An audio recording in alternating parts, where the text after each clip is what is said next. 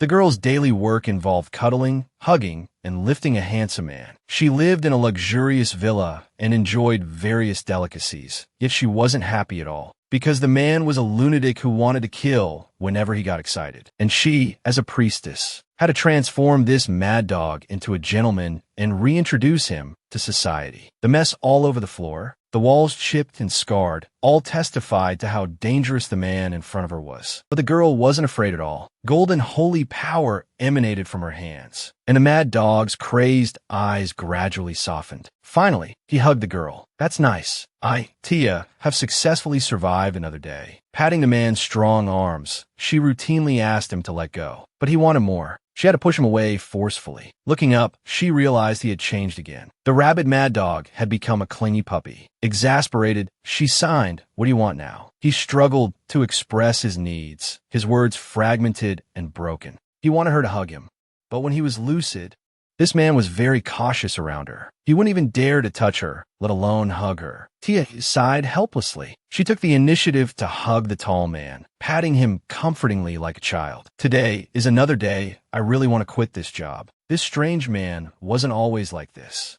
He was the main fighting force, a berserker of the 8th Unit. Simply put, they were killing machines, artificially created through cruel methods. On the battlefield, they would indiscriminately slaughter everyone. And after 7 years of diligent work, due to her lack of connections, she had finally reached the position of junior priestess, barely making ends meet. She had unexpectedly taken on this thankless task, responsible for helping this man with post-traumatic stress disorder reintegrate into society. She didn't understand war and didn't know how to fight. But having been to the battlefield twice, she knew the horrors of war. She knew how easily it could crush a person's will. The priests dispatched to the battlefield were responsible for healing the battered soldiers. But this was only to enable them to continue fighting. After the war ended, they would no longer receive any treatment. In this world dominated by connections and family background, the temple was no longer a charitable institution. And with the temple short-staffed,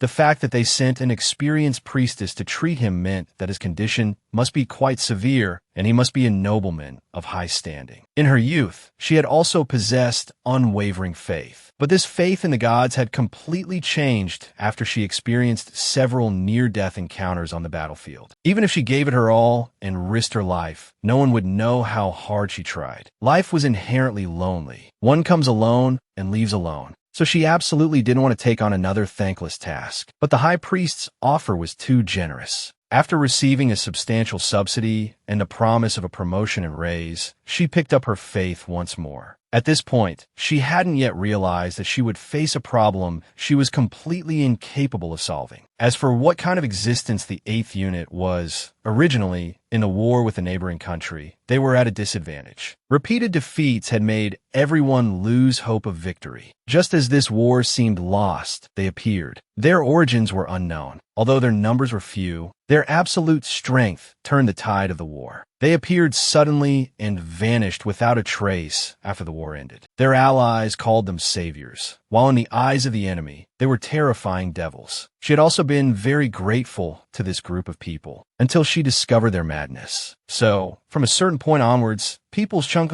for them changed from saviors to mad dogs. And they truly were a group of incredibly strong and skilled fighters. It was thanks to them that the war was won. The second prince, Pears, returned triumphantly after commanding the battle. However, the 8th Unit, due to their excessive ferocity, was concealed, and the second prince took all the credit for the victory. The one who received him was the then military staff officer, Robin, the third son of the Pillion family. Though capable, with the war's end, he lost the opportunity for further advancement. Now in charge of handling the aftermath of the 8th Unit, Robin took out a whistle. He advised Pears to carry it at all times. It was an item developed to suppress the hounds in moments of frenzy. Tia peeked at the rat by the door. Hopefully, she asked, "If I'm in danger, can they help me?" Robin dashed her hopes again. "They can help you dispose of the bodies, or become corpses alongside you. Either way, make sure you use the whistle." Are you serious? Then what about my working hours? Of course, you won't have any time off. It's 24/7. The dog man ran incredibly fast. Tia once again felt her life was over. She was forced into the role and pushed into the empty mansion. Putting aside everything else, the place was excessively luxurious. It didn't resemble a doghouse at all, just as she thought things might take a turn for the better. Until she cheerfully opened the door, the mad dog glared fiercely at her. This person was terrifying, but she couldn't show fear. When dealing with a beast, showing weakness meant certain doom. She gripped the whistle and began to introduce herself. She barely started when the other person became even more terrifying. She didn't know how much sanity this person had left, but she knew if she got hit by someone this muscular, she would definitely die. Surprisingly, the other person remained still and didn't pounce. Could communication be possible? She tried again. I'm a priestess. The next second, the mad dog lunged at her. To save her life, Tia blew the whistle with all her might. A magic circle suddenly appeared around the man's neck. The beast was subdued. Tia slowly opened her eyes and found him collapsed on the ground. So that's what the whistle does. She couldn't feel the man's breathing. Don't tell me he's dead. She cautiously approached the man again. Are you not alive? If he was dead, she'd be in trouble. This was clearly an important person.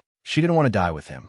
Just then, she noticed deep ligature marks on the man's neck. He had fainted from asphyxiation, but he hadn't made a sound before collapsing. This made her feel a little sorry for him. Tia struggled to adjust him into a proper sleeping position. His well-developed muscles made his head hang awkwardly in the air. To make him more comfortable, she rummaged through the ruined room for a pillow. With a pillow in place, she felt slightly less guilty. Thank goodness he just fainted. But what about those wounds? They looked recent. Tia decided to go all in. She took the opportunity to examine him closely. She ripped open the mad dog's clothes with a gasp. It was less a human body, more like a weapon. Since I've wronged you, I'll give you some special service. Although Tia was a low-ranking priestess, she possessed an immense amount of holy power since childhood. To protect her undeveloped domain and due to exploitation by the temple, she hid her true abilities. Wounds that would take an ordinary priestess half a day to heal were easy for her. If she hadn't known he was a madman, his sleeping face would have resembled a prince residing in a palace. Suddenly, the man's eyes snapped open. Their eyes met. The following year, your first work-related injury patient has arrived. He's kneeling on the floor with a nosebleed. Mad Dog clutched his clothes, as if he'd done something wrong. He completely lost his composure. I took your clothes off to heal you, okay? What's with that look? Why do you look like you've lost something? This is crazy. I actually felt sorry for this man just now. I'm the one who should be pitied. Anyway, he seems to have regained his senses. She released holy power from her palm, trying to communicate with him. Don't be afraid. This is just healing. It's a warm, comfortable feeling. As the healing power began to take effect, Mad Dog slowly let down his guard. Tia guessed that he might have just been startled by the whistle. She'd heard that the 8th unit's hearing is sharper than a wild beast's. So, as long as she kept him calm, there shouldn't be a problem. Can you tolerate my voice? The man nodded. Good. It seems he's a good dog who knows how to endure. So, what's your name? Salus. That's a handsome name. Who gave you that name? Seeing the conversation going nowhere, she tried a different tack. So, are you usually in this agitated state? The dog-like man tilted his head in confusion. He didn't understand. Just then, Tia's stomach growled loudly. He started to become agitated again. She quickly explained that she was just hungry. Are you hungry? Why don't I bring the food and we can eat together? You can sit on the sofa and wait for me. Salus got up and walked towards the sofa. It seemed simple conversations were within the dog-like man's grasp. Opening the door, he smelled food. It smelled like beef. He didn't know at the time.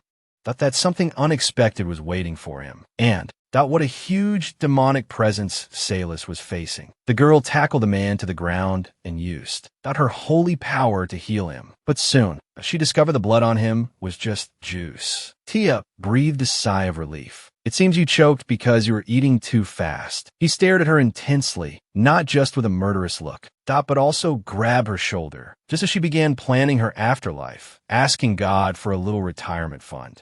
And a house in heaven. The man suddenly said the word poison. Salus spat out the remaining juice and wiped his mouth. The food at IS poisoned, he said. Fortunately, the poison didn't affect him, and because he just brought it and she'd immediately wolfed it down. But she hadn't had time to use it, luckily avoiding being poisoned. But he hadn't eaten a single bite all day. And the look in this guy's eyes, it was as if she didn't feed him, she might become today's meal. So, Tia decided to take matters in her own hands. She would cook today and show him what she was capable of. "Wait here," she said. The finished product was inedible, but the basic ingredients should be okay. She found potatoes and carrots. It was a pity there were no seasonings. The last time she cooked was before she came to the temple. So, in a way, she knew nothing about cooking. As long as it's cooked, it should be fine, right? Tia confidently brandished her knife at the ingredients. Blade of destruction.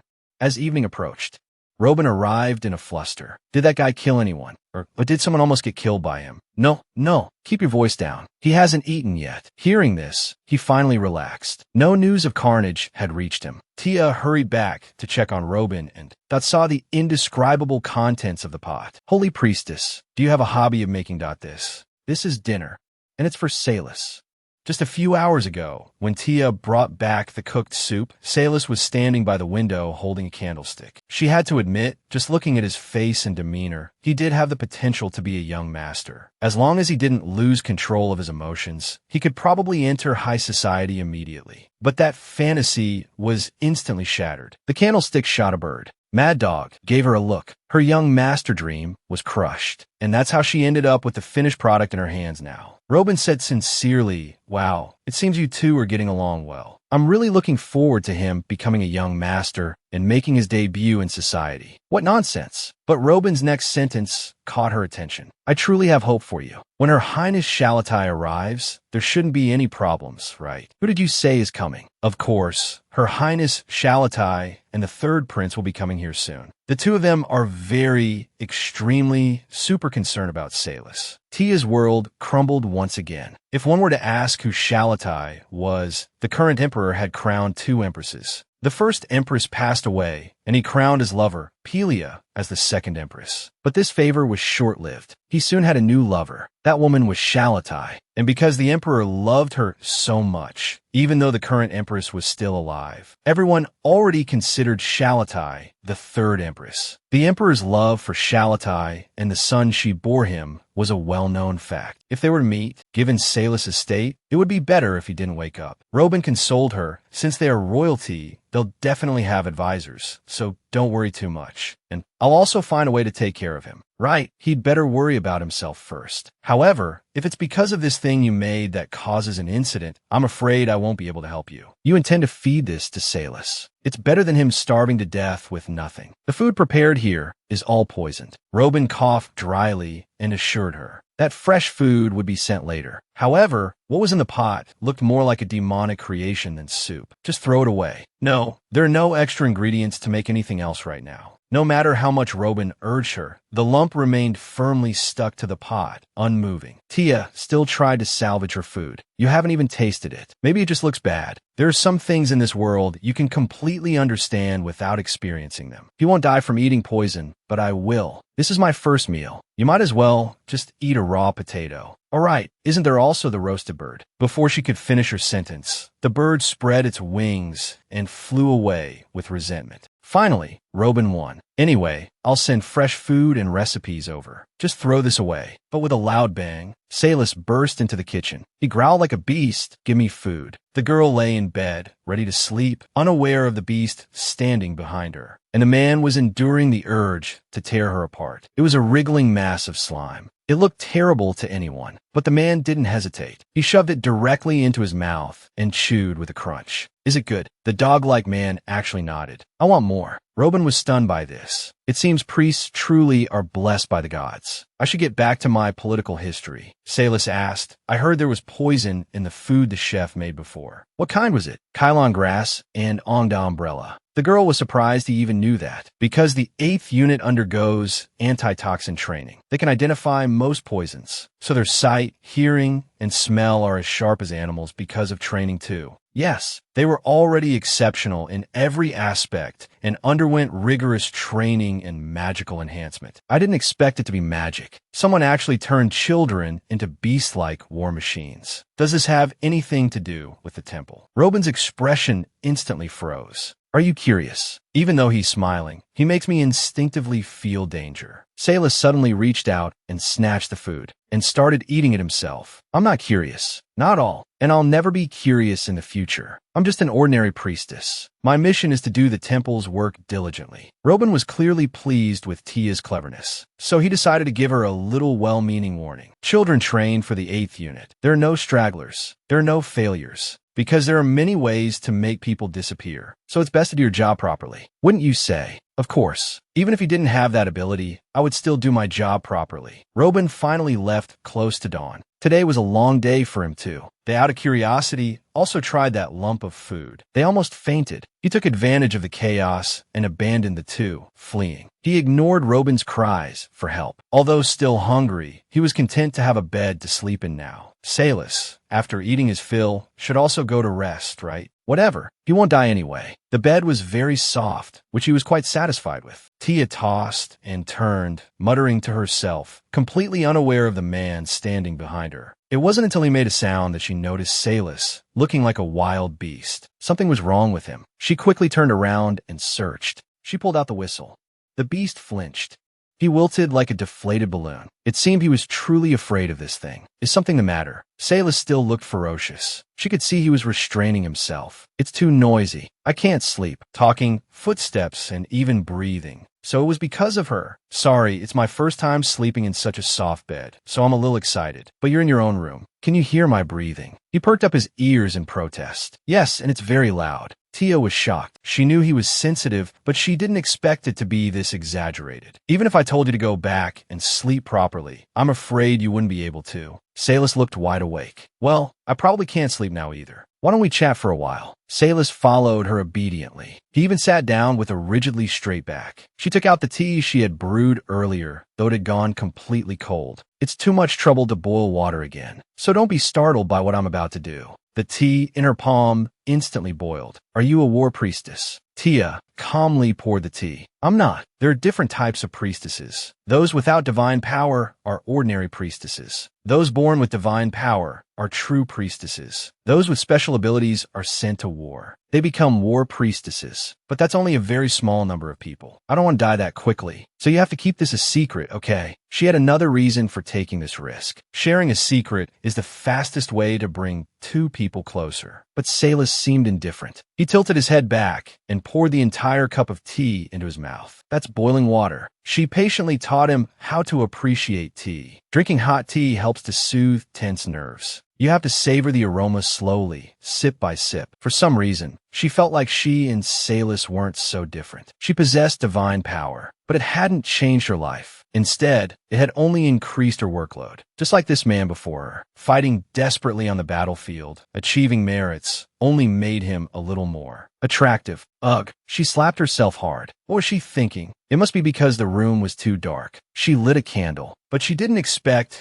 that even this faint candlelight would make Salas uncomfortable. Are you going to put it out? He didn't say anything, but his complexion is much better. Tia wonders, besides my breathing, what else can you hear right now? 3 birds outside the window have woken up and are hopping around on the branches. There are also 5 mice outside. The guards at the main gate are changing shifts. Can you hear all of that? Yes, after all, I've been trained. No wonder he's like this every day. It's a wonder he hasn't gone mad. So Tia completely understands why he's like this. Would it be normal if he plugged his ears? Salas starts growling at her again. He really is mad. What is he doing? To soothe the agitated and sensitive beast, Tia stayed with him all night. Even after she left him, she worried about her breathing being too loud and disturbing him. But even with such caution, the morning's peace was shattered by 2 delivery men. Completely forgetting their employer's request for quiet work, they talked loudly, unaware that death had already raised its scythe. At the same time, the beast lunged. He jumped down from the upper floor. He could have just blown the whistle in the room.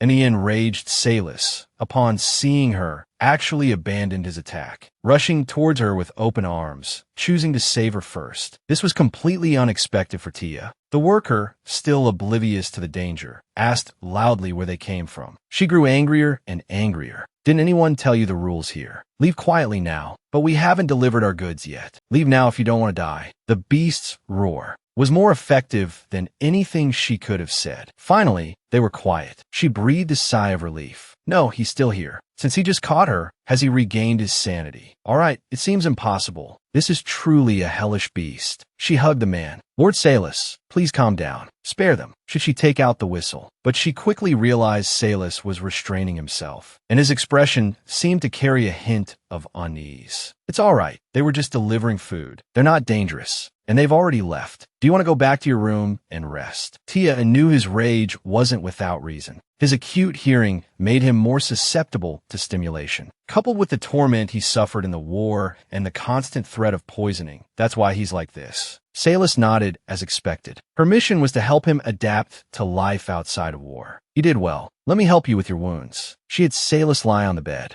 but he didn't react.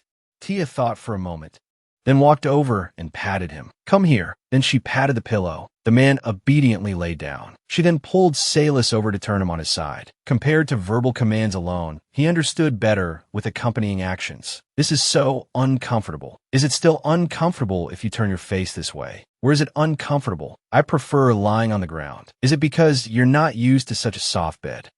It won't be uncomfortable once you get used to it. This isn't the battlefield. You don't have to be constantly tense. Salus obediently nodded. From her observations throughout the day, she found he was more inclined to be a weapon that followed orders. This needed to be corrected. What should a nobleman's son be like? All the ones she had met were petty and despicable bastards. The temple certainly didn't want to mold him into that. He should be the kind, reliable type that's popular with girls. It seemed she still had a long way to go. But after a while, Salus fell asleep under her soothing care. To prevent him from being poisoned again, he decided to cook himself. By the time he fetched the ingredients, Salus had woken up. Thanks to the treatment and a good night's sleep, he looked visibly better. Since he was here, Tia decided to have him check the ingredients for poison. None of them were contaminated. As she spoke, she flipped open the box the guards had delivered. Inside was a cookbook Robin had prepared. But after a single glance, she closed it. He could clearly read, yet the cookbook seemed like gibberish to him. Do you want to see? Salus stared intently. Do you like looking at this? He sniffed the book.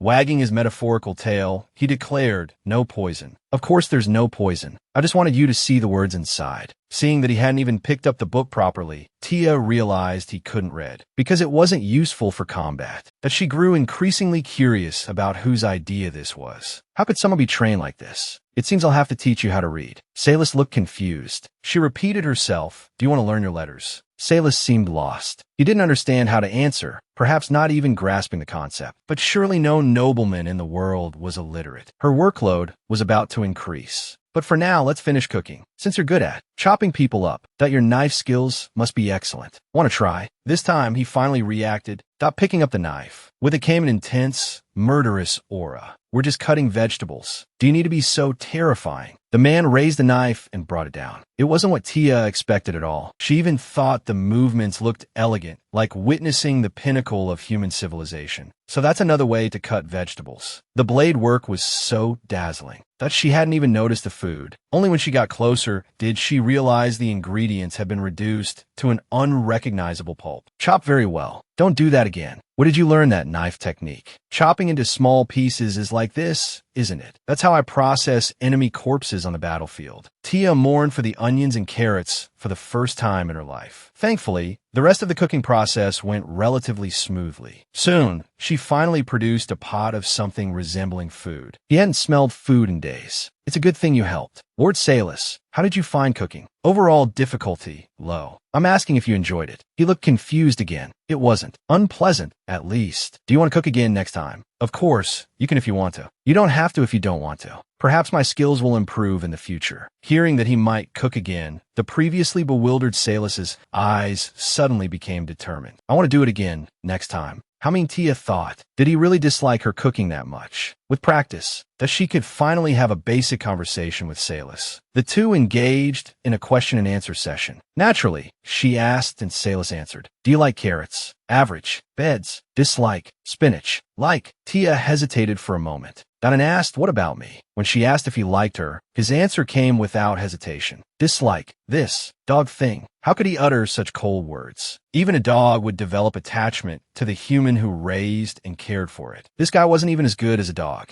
Tia angrily demanded, "Why do you hate me?" Too loud. He did have a point. In this man's eyes, she must be incredibly ugly. After all, he had superhuman senses. Ever since that day, because she ground her teeth and snored in her sleep. But he'd almost been killed by this man several times. But it wasn't something she could control. She had bad sleeping habits when she was tired. I've barely been grinding my teeth or snoring lately. It's still disturbing Salus's studies. He's a quick learner, but he still doesn't know how to alleviate his oversensitivity. Judging by his manners alone, he's ready to make his social debut. But his noise tolerance is still incredibly low. You can't possibly hate even my breathing. I'm not the enemy. I'm not going to attack you with a knife, you hopeless case. It's like she's glaring at him. Just die then. Don't you even like kittens? Don't like puppies? Don't like birds either. The girl is about to lose it, so you don't like any living creatures. Salus thought for a moment. Right? I don't like any of them. Stuck with a guy like this. Why is my life so hard? The room fell silent. The sounds of nature became more pronounced. The chirping of birds outside the window and the rustling of leaves in the wind. Salus stared out the window. Suddenly, he twitched. A leaf appeared in his hand. It was a tree leaf. You're not going to fight a leaf, are you? Tia continued to observe him. His emotions didn't fluctuate much. He looked back out the window. Tia asked, "Do you remember how to calm down?" Salus started taking deep breaths. His gaze became focused. His whole body relaxed. "You're calming down faster now. Good job." He didn't speak, but he thought to himself, this woman makes annoying noises whether she's asleep or awake. But whenever I'm with her, I feel something I've never felt before. It's different from calming down with drugs on the battlefield. That felt like my soul was being ripped away, like I was falling into an abyss. But this person is different. I don't need to block out her noise. She doesn't pose any danger to me. Being with her brings a sense of peace. Even everything around me seems better. However, Tia wasn't feeling good at all, afraid of being disliked. She hadn't moved for so long that her legs were numb. Come to think of it, why was she kneeling like this? Because initially, she thought that if she wanted to mold him into a nobleman, she had to treat him like a servant. Only then could she cultivate his ability to act naturally like a nobleman in other situations. But why should she be a servant? Nobles also have a hierarchy, and she was a baron's daughter.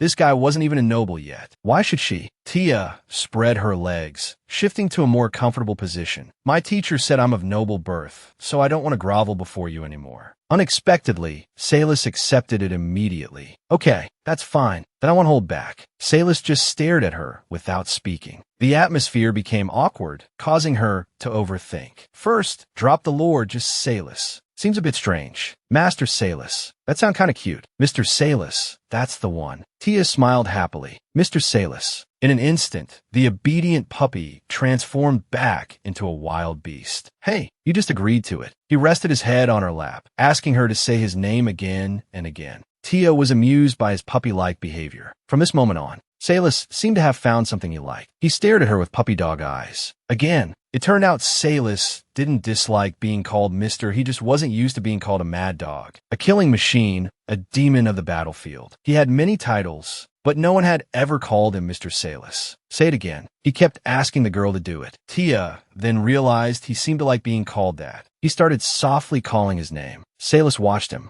He rested his head on the girl's leg, looking at her expectantly. Tia was amused by his cute behavior. What are you doing? You're like a puppy holding a sock for the first time. Oh dear, what am I even saying? She thought she would anger him, but Salus just shifted position. He lay on her lap, urging her to continue. Mr. Salus, should I keep going? He poked her face. Like this. I want to see that smile again. But forcing a smile is the hardest thing for humans to do. Sure enough, he looked dissatisfied. I can't laugh easily. How can I do it? Usually, people laugh together. If you want to be sociable, you need to learn to smile more. But Salus couldn't smile. Fighting might be easier for him. Oh dear, this little puppy is getting depressed. Look, he's even steaming. Have you never smiled before? It's not that hard. You'll learn quickly. Teaching someone to smile isn't difficult. It's just using facial muscles. But thinking about his past experiences, that for some reason, she felt a sense of bewilderment. Or perhaps, deep down, she pitied Salis. But her task was to help him shine in social circles. Anything after that wasn't her concern. She couldn't afford useless sympathy. Good morning, Mr. Salis. Today, let's continue practicing smiling. Suddenly, she was pulled by a force. Salis held her at his side. The next moment, he jumped from the upper floor, taking her with him. Tia screamed, "There are people down there." Robin dramatically sat on the ground, complaining about their sudden descent. "Why are you acting so pathetic? Because otherwise, you two wouldn't not care about me." Tia was going crazy. "He's like this because of you.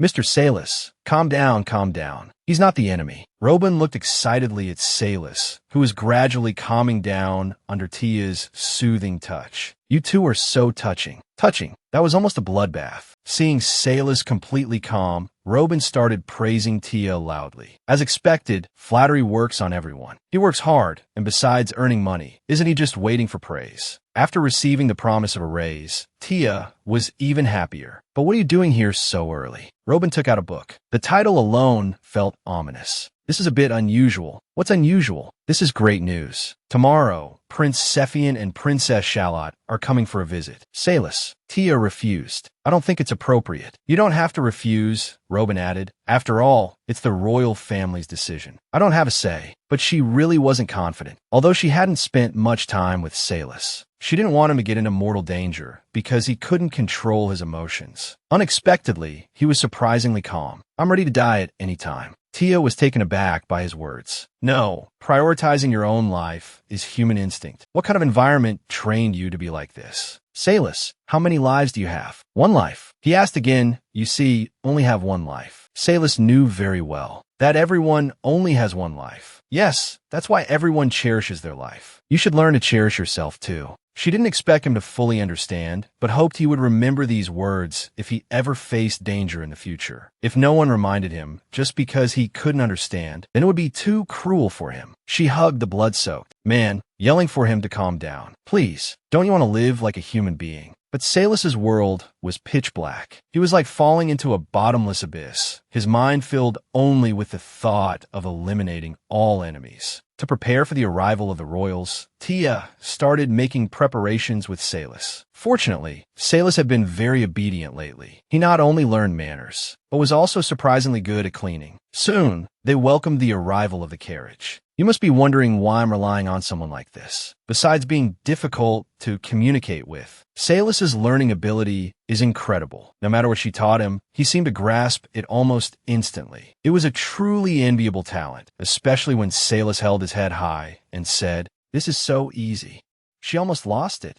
Although things were progressing smoothly, there was a problem with sound. He was still consistently sensitive. Tia tried taking him for walks around the mansion grounds, but the sound from all directions made him unable to calm down. Even the sound of wind blowing through the leaves could irritate him. The madman, as if wanting to kill everyone, would lash out at anything that moved. She could only keep chasing after Salis, crying and begging, "At least don't kill anyone. Not before I've groomed you into a proper young master." She was already covered in bruises. Since she had endured so much, she had to let everyone know. After all, the squeaky will get the grease. That's why she was putting on this act. She had Salis stand at a distance to avoid being stimulated. Shallot lifted her skirt and stepped down from the carriage. Her prospective benefactor had arrived. It was blinding. The strange woman's holy favor for so many years. "Welcome, your highnesses. My name is Tia. The one over there is Salis." The queen had indeed noticed him and inquired about his condition. Robin, with a bewildered expression, took the bait. She began her performance. On the path of following God, it's inevitable to encounter thorny paths. But how could I shrink back from such setbacks? The implication being that she had suffered greatly taking care of this madman. The queen took the bait.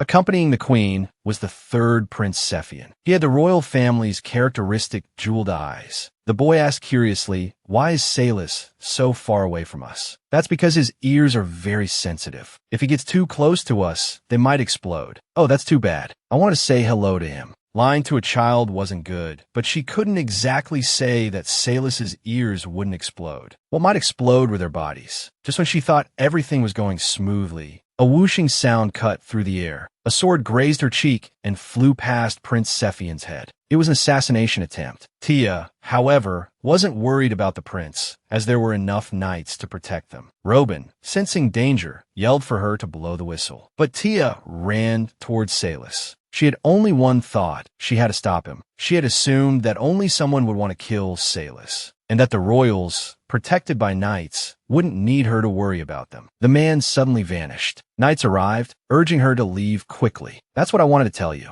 Didn't you hear, Robin? Members of the 8th Unit. If he enters combat, allies must maintain a distance of 300 meters. If he simply apprehended the assassin, there would be no need for intervention. The problem lies in what happens after he deals with the assassin. The scent of blood, the screams of enemies, and the thrill of tearing flesh will send him into a state of extreme excitement. He won't stop until everyone around him is dead. If he harms the royals, it will be irreversible. Sure enough, the next moment, screams came from afar, accompanied by intermittent cries for help. The sounds of cracking bones and roars were incessant. A severed hand flew out. Then came the horrific scene. Even without seeing it, they knew he had finished off the assassin. Their next target would be them. Robin appeared, urging Tia to blow the whistle quickly. But Tia didn't listen. She ran forward. Salus, in his frenzied state, came running towards her. Even so, she didn't stop. She yelled Salus's name and embraced him.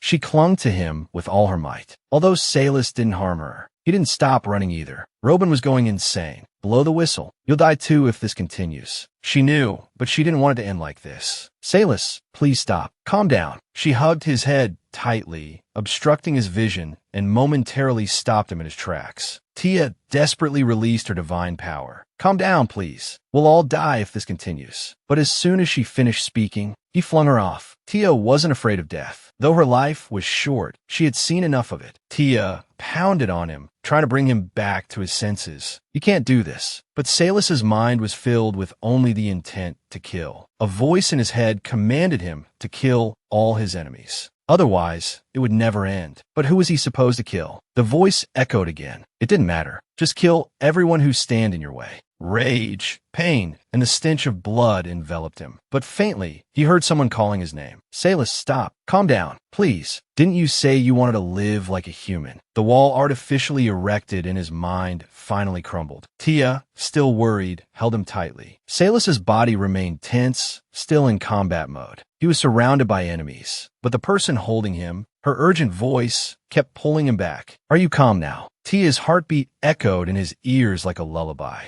but this noisy sound calmed him. He nodded. Tia sat up, relieved. Just as she was about to release him, Salus suddenly hugged her tightly. She froze. He mumbled, don't leave. I still want. Just as she tried to pull away, Salus hugged her again tightly. He murmured, I want to hear more. He hated all sounds, but hers was an exception. Tia hadn't expected her first encounter with the royal family to result in Salus's frenzy due to the assassination attempt. Just as she was worrying about how to explain, the queen took the initiative to comfort her. It seems your work is much more difficult than I imagined. I was merely following God's will. I apologize for frightening you. Don't mention it. I'm frequently targeted by assassins. Furthermore, she praised Tia's courage and offered her continued support. Tia looked at the young Prince Sephien. Are you all right? Sephien, his face filled with awe, replied, I'm fine. Salus was so cool just now. He's even more impressive than I'd heard. I hope I can meet him at a banquet someday. The queen patted her son with a smile. But that won't be easy. Originally, everyone was suspicious of Salus. But after what happened today, I believe that one day we'll be able to speak with him calmly. But that will be hard work for Priestess Tia. Surprised by the queen's words, Tia nodded. Of course, Your Majesty. I look forward to that day. Looking at the queen's outstretched hand, Tia was completely flustered. She frantically wiped the blood from her hands. I apologize, Your Majesty. I'm too dirty. The queen didn't mind at all. It's an honor to hold your sacred hand. She's so calm. She clearly hasn't experienced war, yet she can hold my blood-soaked hand without hesitation. Wait, why does she have divine power? And it's so strong. The queen continued, oblivious. To meet such a responsible priestess, that makes me feel very reassured. I'll be counting on you, Priestess Tia. Tia watched them leave, dumbfounded. People with divine power are very rare, and most people can feel it the first time their power manifests. The queen having divine power. Is that a good thing? But either way, it's none of my business. Please be careful on your way.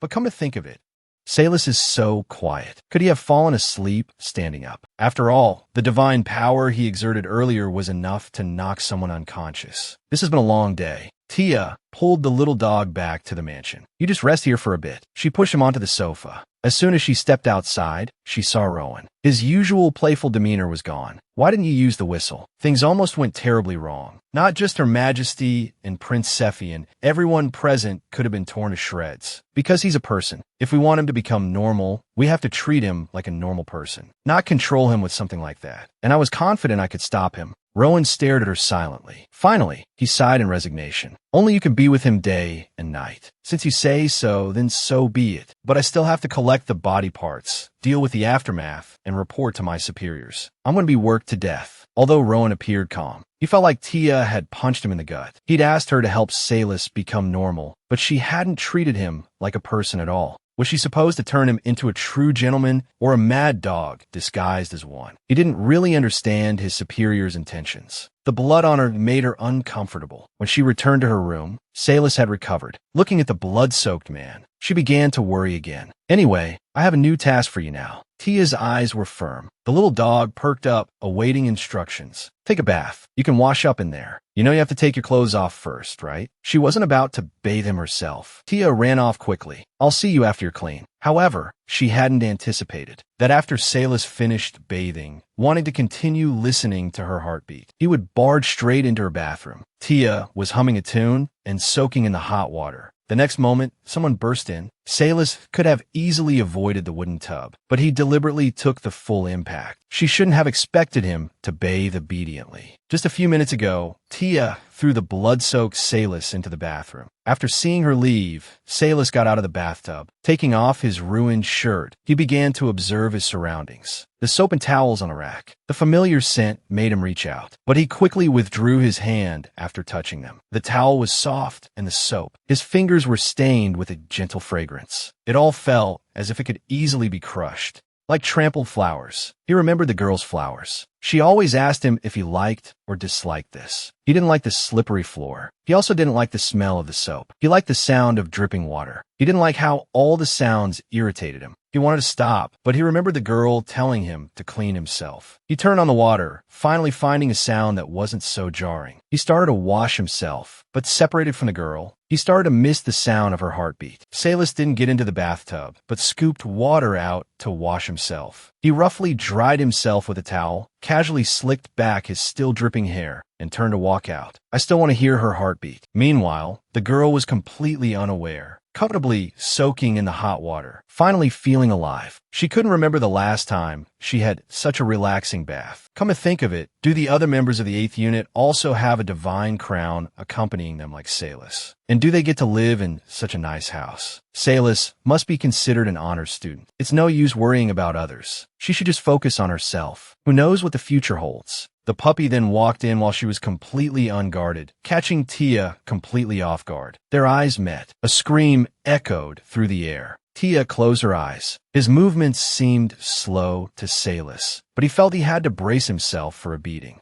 At this moment, Tia's heartbeat reached an unprecedented, violent pace. She was panicked, helpless, and incredibly flustered. The increasingly loud thumping in her chest, like it was about to boil over, made the puppy's ears, specifically designed to listen to heartbeats, explode. He had not only screamed, but also attacked her. Wait, what was he doing? The girl's chi shrew weakened. Finally, she couldn't help but yell, "What are you doing? Is there an emergency?" Salus stopped. Too far away. I like your heartbeat. I want to be closer to you. Tia was exasperated and amused. This was the first time Salus had said the words "I like" without being prompted. It was a delightful improvement. If he were a puppy right now, maybe she would give him a small treat. But you're a person. Salus finally realized what he had done. He closed his eyes. Because she knew he didn't do it on purpose, she felt even more helpless. I understand. First, back away and close the door behind you. Tia sat in the bathtub and thought for 3 seconds. She decided to accept reality. Forget it. I really don't deserve a relaxing bath. That mad dog said her heartbeat could calm him down. Then let him listen. Anyway, that's always been his job. But in this situation, she had to stay calm. She absolutely couldn't lose her composure. Someone teach her what to do now. But her attention was quickly diverted. Mr. Salus, are you finished washing? The puppy nodded.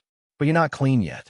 Here and here. Look at your fingernails. You didn't just rinse yourself and come out, did you? Is this how you usually bathe? The man's expression remained blank. Yes, the leader of the 8th unit doesn't even teach them how to bathe. They're the same. From the beginning, they were Suicide Squad, since they go into battle expecting to die. But there's no need to teach them these things. But why did he end up having to clean up the mess? A ferocious warrior, invincible on the battlefield, yet unable to even bathe himself. That day, not only did the girl encounter an assassination attempt, but she also witnessed something unbearable. God, can I ask you to erase that memory? Salus, in his utter simplicity, twists the knife. Your heartbeat is too fast, and your gait is unsteady. Are you injured? Tia was fuming, really not want to deal with him. But she couldn't be harsh with a child. I'm Yufine. He returned to the puppy's bathroom. The tub was only half full. The towel was also dry. She figured out how Salus had bathed. The left faucet is for hot water. The right one is for cold water. You can adjust the temperature to your liking. She pulled Salus to sit and see. Salus clumsily climbed in. Not even 3 seconds later, that he was completely flushed. The puppy protested fiercely. I don't like the bath. The temperature should be just right. Does it feel uncomfortable? My senses become dulled. If something happens, I won't be able to react to a surprise attack. He finished, then lowered his head, looking pathetic, as if he had done something wrong. The girl laughed. You need to become dulled. The puppy refused again. Tia understood clearly. On the battlefield, he needed to be constantly tense. So this feeling of relaxation must be very unfamiliar to him. Take it slow. Don't move. I'll teach you how to wash your hair. Close your eyes. Otherwise, the soap will get in them. Salus obediently closed his eyes, but soon his body flinched. Even if soap got in his eyes, he would endure the pain and open them. The girl sighed. Your eyes are practically bulging out. Let me rinse them for you first. Soon, a clean and handsome puppy reappeared. His looks were truly undeniable. It was a shame that even good looks were useless on the battlefield. She had Salus tilt his head back. This time, no soap got in his eyes. Relax your shoulders. That's it. The puppy slowly relaxed and leaned back. Suddenly, he tensed up and opened his eyes. The trauma from the battlefield wasn't so easily erased. It's okay. You're doing great. Raise your hands. Tia began to wash his fingers. Remember to clean between your fingers too. Although as a young master, someone would do this for you. You probably don't like that, do you? The puppy replied awkwardly. You don't like it. Then do it yourself. Like I'm teaching you now. Lather the rest of your body with soap. Then rinse it off with water. Finally, dry yourself with a towel before coming out. Got it. Although she had boasted to Rowan that she would teach Salus to be a normal person, she wasn't actually that confident. But seeing Salus follow her instructions step by step, she felt an indescribable sense of satisfaction. I'll go get some fruit. The mention of fruit that brought back unpleasant memories. She emphasized again, the robe is hanging on the door. You must put it on before you come out. As she left, the puppy blinked, his whole body finally relaxing. An hour later, she was once again troubled. Mr. Salus, you washed very well, and you put on your robe properly, but you insist on using this room. The girl had conflicting feelings towards the puppy. While protecting him, she occasionally had wicked thoughts of making him cry. But seeing him improve under her care, she felt a motherly sense of satisfaction. Salus no longer looked anything like his former, disheveled self, except for his still expressionless face. That he was practically flawless in every other aspect. She adjusted his robe and instructed her on how to handle the details. All right, walk for me. He could already imagine him sweeping the entire social scene. He felt so proud. After all, he was the one who taught him. It wouldn't be an exaggeration to say he was a hidden prince. He must have been as handsome as Prince Sephian when he was young. Of noble birth and with such qualities, why was he sent to the 8th unit? He wondered. Salus suddenly answered him. I don't remember. Is that so?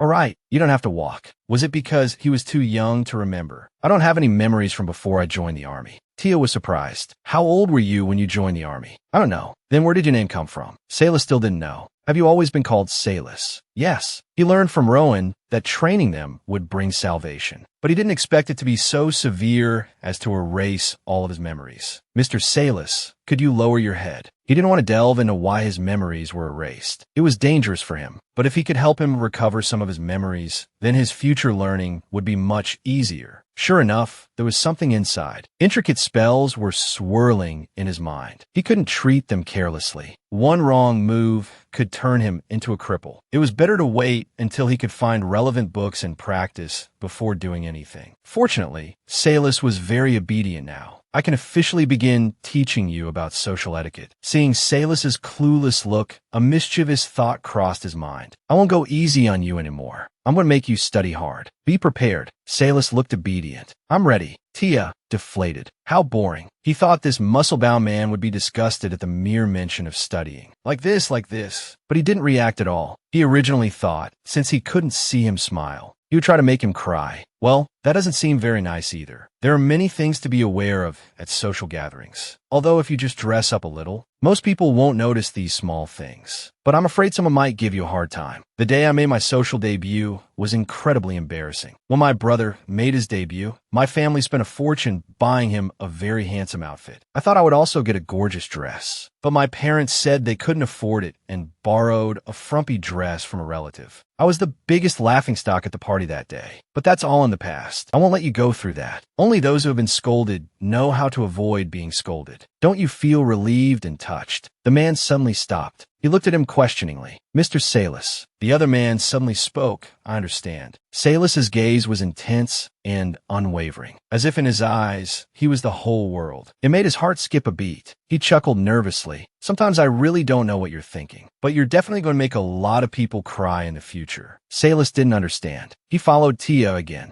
Making people cry is my job, not yours. Try not to do that. Salus's possessiveness towards Tia reached its peak with the arrival of the second mad dog. Even with Tia holding her tightly, she couldn't completely calm down. After discovering Salus's exceptional learning ability, Tia's life here was like heaven. As soon as she opened her eyes in the morning, Salus was already washed and dressed and had breakfast ready for her. She could eat his gourmet cooking every day. Whenever he had free time, he would clean the house. He lived like this, eating and drinking for free. He thought he had boarded a train to hell. But when he arrived, he found it was heaven. It was just a little scary on the way. Tia discovered something while teaching him. He must have received a good education before losing his memory, because Salus's handwriting is very beautiful. Compared to her own elementary school penmanship, Salus's is practically art. He can memorize every word after being taught only once. He has already read many books by himself. It's just a shame he doesn't have much of talent for desserts. Today, Tia decided to ask him what he wanted to learn. Tia went to Salus's room. Sure enough, he was reading again. This scene is pleasing to the eye no matter how you look at it. And such a handsome man was single-handedly created by her, Tia. The sound of shattering glass suddenly rang out. Salus was already standing by the window. His expression, for some reason, had become fierce again. Could someone have passed by? Tia stepped forward to comfort Mr. Salus.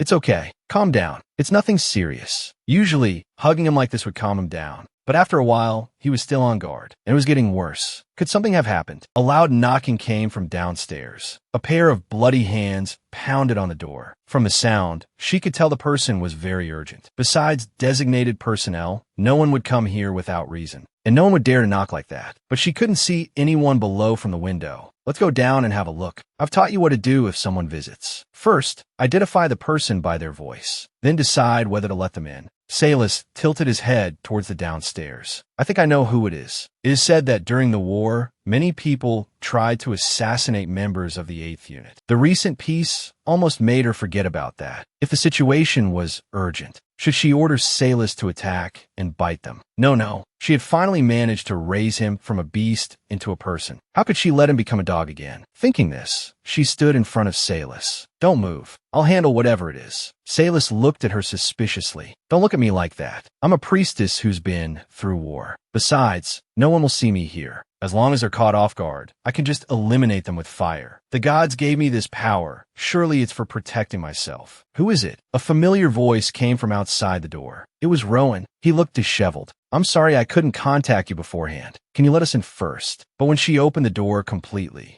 she saw the red-haired man being supported by someone behind him. And this man was the root of Salus's anger. Salus vehemently expressed his displeasure. His whole body was rejecting their entry. Salus, please be understanding. He still refused, showing his dislike. At this rate, they might be killed by Salus as soon as they entered. Although she didn't understand why this man made him like this. The way Rowan looked at her made it impossible for her to ignore them. She turned and hugged Salus. Calm down first. Rowan looked stunned. Tia started giving him signals with her eyes. Hurry up and bring him inside, somewhere he can't see. Thankfully, Salus didn't break free from her embrace. She soothingly stroked Salus. Judging by his reaction and the other man's build, could he also be a member of the 8th unit? Thinking this, she pulled Salus along. Let's go back to our room. But the unexpected still happened. Salus started clinging to her, refusing to leave her side. He lay on Tia's lap like a puppy, letting her stroke his hair. And this action, which was only meant to calm Salus down, couldn't they just be a little more accommodating? Anything would be fine, as long as they were willing to take him in.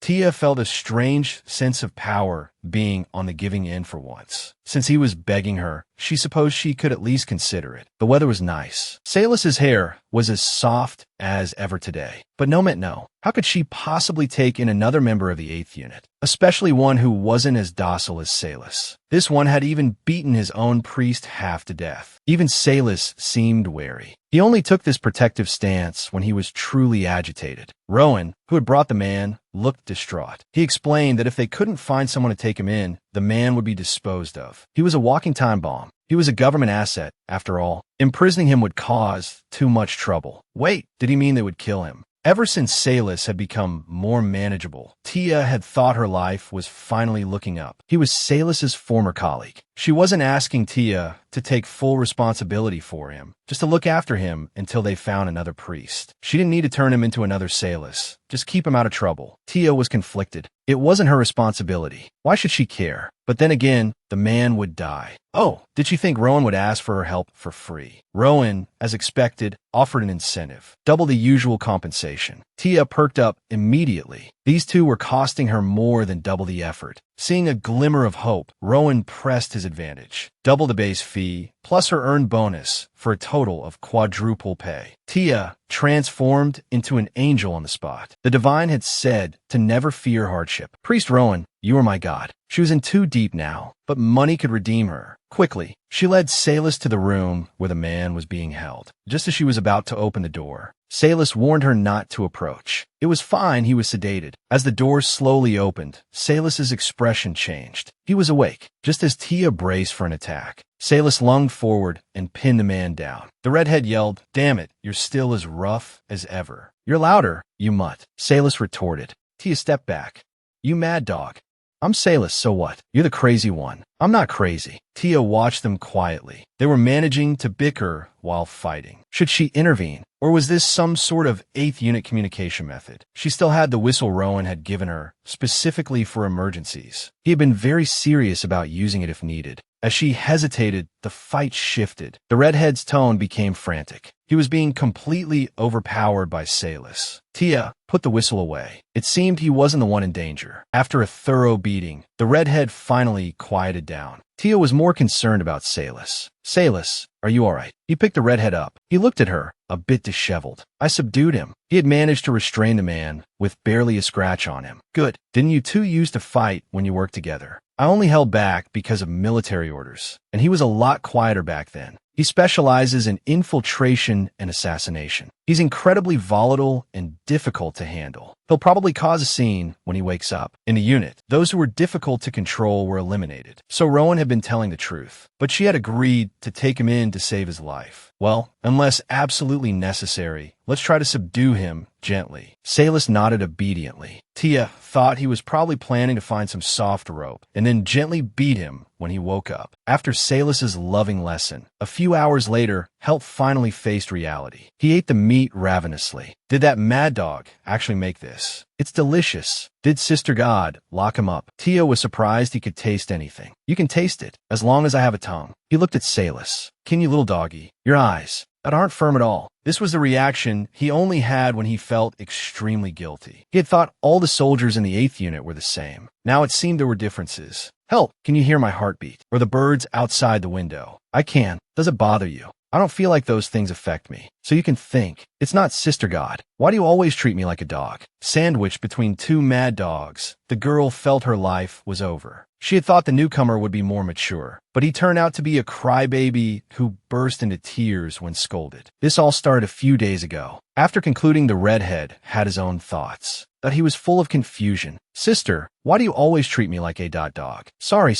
I didn't mean to. It's because I realize you're different from Salus. I don't treat you like a dog. Sister, you're cool. Tia smiled. I'm pretty cool. But why are you just standing there? I just think you're so cool. It seemed he had basic social skills. He no longer fit the description of a mad dog. Not only that, but the redhead could act cute and beg to be untied. You and Salus are really different. You've clearly received the same training and curses. Everyone's different. I am different from other dogs. I joined the 8th unit older than them, so I understand more. I don't have as many curses as others. He had asked Rowan, but even as a military advisor, Rowan knew nothing about the curses. The 8th unit was managed by royal military personnel. He had no right to interfere. It seemed this person might have some clues. Do you know what that curse is? The redhead didn't know either. He only knew it made people extremely sensitive. He had resisted it at first, but the constant battles were too painful. To survive, he had to accept the curse. Those idiots who couldn't handle it were executed. Those they didn't want to kill had their memories erased. Although unspoken, they both knew he was referring to Salus. After confirming Helt was no longer aggressive, Tia untied him. Sister, you're really something. You actually got that mad dog to learn such advanced cooking. That's because Salus is a quick learner.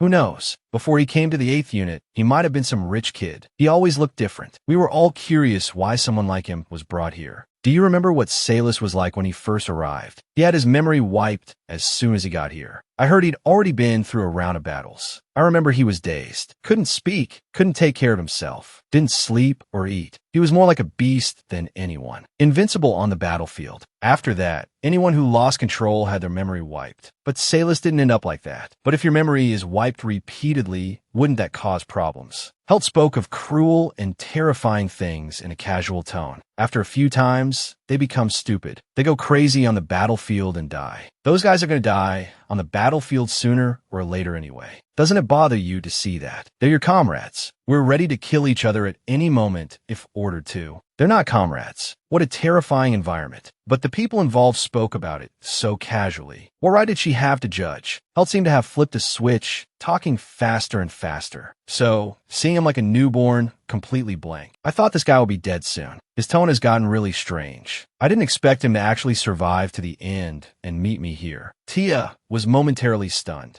She instinctively grabbed Salus's pistol to protect him. This is hostility. Both of you stop it. Don't be so aggressive. We were having a good conversation. Why suddenly start a fight? The redhead scratched his head. I don't know. I just want to hit him whenever I see him. Tia continued questioning to distract him. He just suddenly changed his expression without warning. He could hold back in the unit. Wait, could it be that the redhead is getting more and more irritable? This guy's eyes, nose, and mouth are all provoking me. Why should I put up with him? Salus stepped in front of him this time. If they fight here, if they run outside, the situation will be out of control. The redhead suddenly attacked. Tia hugged the puppy. No, Mr. Salus. With a thud. Tia thought it was too late. Helt's voice became panicked and confused. Why? What's going on? Salus's back was like a mountain, blocking him. When he turned his head, Tia saw that half of his face was bruised. He was actually hit. The redhead was just as shocked as she was. This guy got hit by me, and it wasn't even a sneak attack. Hey, you're the one who attacked first. Why are you so shocked? But he had to do something. He, come down. The redhead started getting agitated again. Who are you to tell me what to do? Tia grabbed him. Even if you don't like it, just cooperate with me. He was picked up and lifted high by the redhead. In a blink of an eye, he was snatched back by Salus, who was consumed by jealousy. Because of Tia's single word, no, the puppy just endured Helt's blows. His face was covered in bruises, but he turned to look at her unconcernedly, as if waiting for her next command. She thought this couldn't continue and stepped forward. He, come down. But the man started attacking indiscriminately. Damn it, who are you to tell me what to do? Tia grabbed him. Even if you don't like it, please cooperate. Tia radiated a holy light. We can do this, little brother. If Salus is a beast, then Helt is a giant baby. All sorts of people come to the temple every day, and 20% of them are giant baby customers. Generally speaking, they're just unreasonable guests. In other words, they are completely impossible to reason with. The way to deal with these people is also very simple. Overwhelm them with your presence. She started her persuasive speech with deep emotion. After experiencing so much hardship and torment, the brave you still persevered until now. So I believe you can definitely do it. Sure enough, the redhead's arrogance weakened. Why is that so? Of course. Come, feel the peace within your heart. It's a spiritual power that can ignite your fighting spirit. She began to channel holy power. The redhead's eyes rolled around. What is that spiritual power? Since he didn't shake off her hand, it meant Helt wasn't resisting. Now it'll be easy. It can calm you down. Are you calm now? Helt thought for a moment. I really am calm.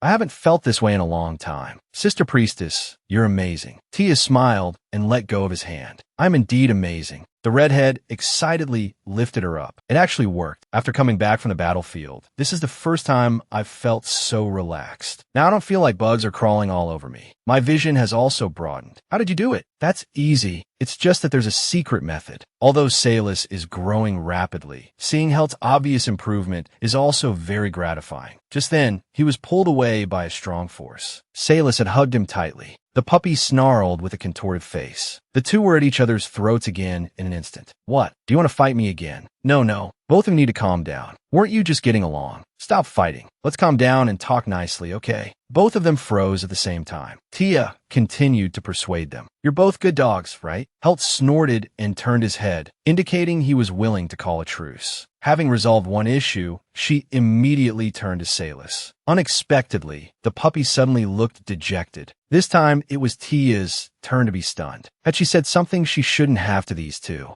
Over the next few days, Helt would frequently go berserk without warning. He constantly provoked Salus. The two were either bickering or in the middle of a fight. She had originally thought that although they were both sensitive, they were at least human. But in reality, the more sensitive a creature is, the more likely it is to cause trouble. Helt would sometimes even get angry at rocks on the road, although his fights with rocks were none of her business. Emotions are easily contagious. She constantly mediated between the two. Even the clouds in the sky could infuriate the redhead. He seemed to have simply gone mad. But not long after, she realized he was just having episodes. If Salus could endure the provocation, the other party wouldn't actively attack. But the problem was that, because Salus had to endure Helt, he became even more clingy than usual, sticking to her almost constantly. It started to worry her a little. Tia gently stroked his head, her tone helpless yet doting. What are we going to do with our little dog? You'll have to live independently in the future. It seemed he enjoyed being petted, perhaps because he had suffered a lot since he was young. Mr. Salus, I need to calm Helt down first, so can you wait a moment? The puppy raised his head. I understand. Just as Tia was about to walk forward, Salus suddenly pulled her back. He walked forward, saying, someone's approaching. She curiously poked her head out to look. Something suddenly shot through the window. Salus quickly turned and shielded Tia, dodging the projectile. To protect the wounded puppy, Tia no longer concealed her abilities. With a single blow, she eliminated all the assassins. When Salus tackled her, Tia noticed an iron sword embedded beside him, and this attack had successfully enraged Helt, who was already on the verge of a rampage. He ran towards the window, but was stopped by the puppy. It's dangerous, I know, but I have to stop him. If he causes a commotion outside, it will be a disaster. Trusting him, Salus nodded. But in the next moment, she was hoisted onto his shoulder. Tia had a bad feeling. The puppy jumped straight down from the upper floor with her. She wanted to say she could walk herself, but she quickly gave in. It didn't matter who ran, as long as they were fast enough. Salus quickly caught up to them. He stopped with Tia not far away. Fortunately, they hadn't run out of the estate. But from the screams in the distance, she could already imagine how gruesome the scene was. It was sheer luck that she had been able to tame Salus. This time, she was worried he would rile the puppy up too. If it really came to that, she would just have to blow the whistle. No, not her whistle. Tia was dumbfounded. She hadn't thought she'd need it so soon. He just casually tossed it on the vanity. He's crazy. How could he leave something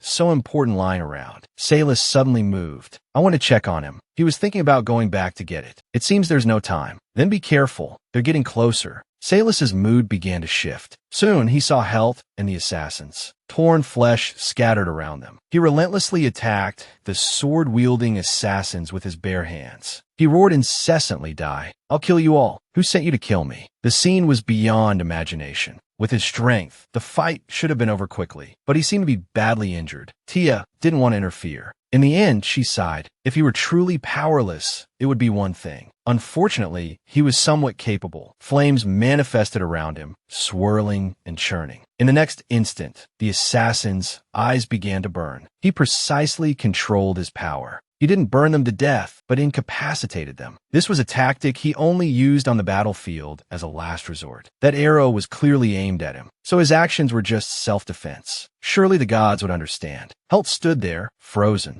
He didn't seem to have recovered yet. I need to get him back quickly. She embraced the impulsive redhead. If only Helt could be soothed this way too. Just then, Tia noticed something was wrong. The redhead wasn't trembling from anger. Could it be? Tia slowly approached him. Helt had a vivid memory of the battlefield. If he survived in this state, he would clearly remember what he feared. Those who have experienced death fear it even more. He remembered the terror of death. It's all right now, Mr. Helt. Once consumed by fear, even ordinary things become terrifying. This was why Helt was losing control. Tia hugged him. There are no more assassins here. They're all down. No one will attack you anymore. You don't need to be afraid or keep fighting. It's safe here. Look around. I've taken care of them. Helt began repeating her words. Yes, you took care of them. It's safe now. Tia was relieved he could still understand and communicate. This was a good sign, but the next moment he froze. The man who was just violently ferocious burst into tears. He cried like a child, tears streaming down his face. Tia was stunned. The redhead, regaining his composure, sobbed to her, "My wounds hurt so much. It really hurts." He didn't know how much this would affect Salis. Salis snatched Tia back from the redhead. He hated it when she embraced anyone other than him. I don't like this. I feel like I'm suffocating. Helt shocked stopped crying. With his struggles, Salis finally let go. He sighed in relief. Let's go home then. But then the crying started again. Seriously. Not again. The redhead clung to Tia pathetically. Tia felt like her head was about to explode. A flower-like girl surrounded by muscular men. What a sexy and romantic scene it should have been. But in reality, it wasn't like that at all. She felt like a fishing rod caught between them. Neither of them would let go. The redhead whimpered, "Sister, I'm scared." Then to Salis, "You're a mad dog." Salis was furious. "You're the mad dog." "Sister, he called me a mad dog. Please, just leave me alone." Tia never expected Helt to be taken away so quickly. "Thank you for your hard work. We found a divine being who can take care of Helt. Thank you for your dedication all this time. How have you been feeling during this period?" Tia hesitated. "Actually, I think he's been much better lately." Helt was not only tightly bound, but also had a hood on. You didn't have to tie him up so tightly. It was just a precaution. Thanks to you getting him to sleep, I was able to take him away smoothly. Just return the whistle to me. When we first got back to the mansion, he had a brief chat with Helt. He's back to normal now. He said he must have been crazy to have been so tearful. Since coming here, I've definitely felt my Ching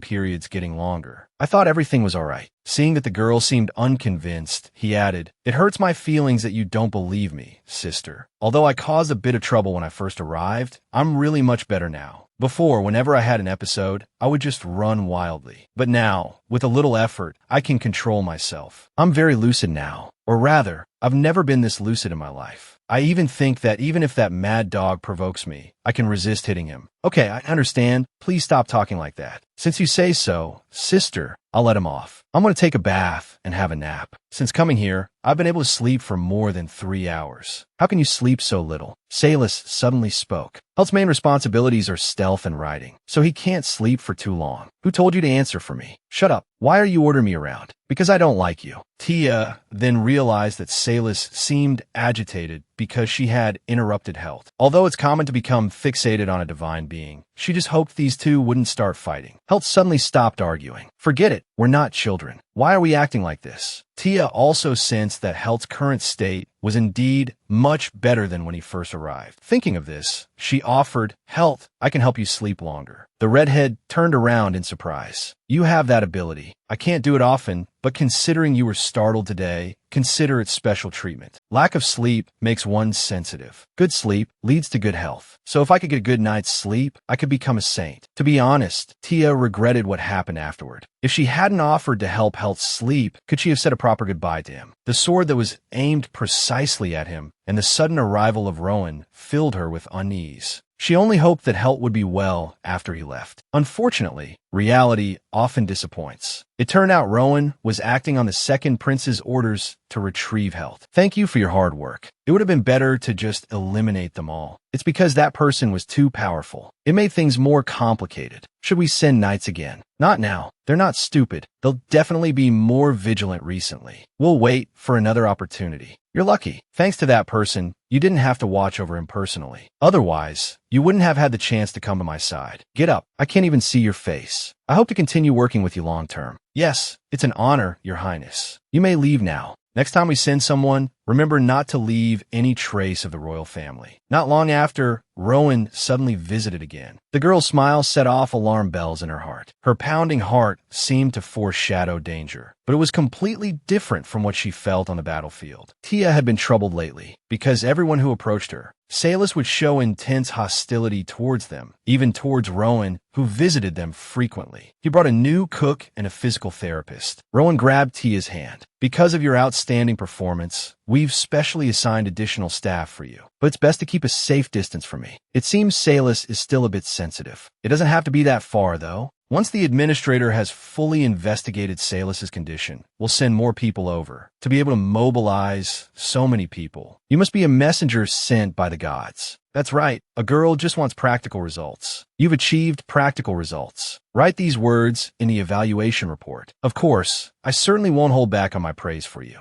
Although he and Rowan seem to get along well since the attack, their relationship has gradually become distant. Rowan is like someone between an enforcer and an administrator. He doesn't need to be courting death. Also, Salis seems to have become more sensitive lately. Because of his stress reaction, he can no longer earn pocket money from the guards with his divine power. Even just now, he had to be held by Salis to speak a few words to Master Rowan. To prevent the situation from worsening, he scolded him severely. The puppy always looks unhappy with his ears drooping. Are you planning to cling to me forever? No means no. No amount of whining will change that. It's not good that the administrator suddenly appeared. In front of outsiders, he still has to treat him like a young master. It's all right, you don't have to mind me. I know some young masters have particular tastes. Tia is going crazy. Why is this person misunderstanding things in such a strange way? I absolutely will not divulge the two of your private lives. I'm not. He's just assertive. It's his nature. Although I seem to have explained it, it feels like I'm just digging myself a deeper hole. If we want to invite other specialists to help, we need to understand the young master in all aspects. What aspects? Mainly including nutrition, skin and physical indicators, etc. I hear it requires direct physical contact. He looks at the puppy. Mr. Salis, do you mind? If you don't like it, we can do it later. The administrator is stressed. Does the young master not like physical contact with others? This is troublesome. If that's the case, then muscle massage and skincare will be very difficult. No wonder you're paid so well. Of course, he's risking his life for this job. How about this? If I touch the young master with you, will it be all right? Tia is momentarily stunned. He'll get used to it eventually, right? Isn't this just increasing his workload? At the very least, we should be accommodating the client. The unspoken message. Let's just get this over with. Young Master Helt, what do you think? As long as it concerns Tia, the puppy is always agreeable. The administrator is overjoyed to receive cooperation. I'll show you my professional skills. We'll start with a simple skin elasticity and texture test, along with a hair health diagnosis. The puppy doesn't understand. Is this interrogation training? No, at least it doesn't seem like it for now. But not all interrogations are visible. After the complicated tests, the two look like they've had their life force sucked out by a fairy. Tia leans exhaustedly against the puppy's leg. This half day has been an ordeal for them. He meticulously examined every inch of Salis's skin,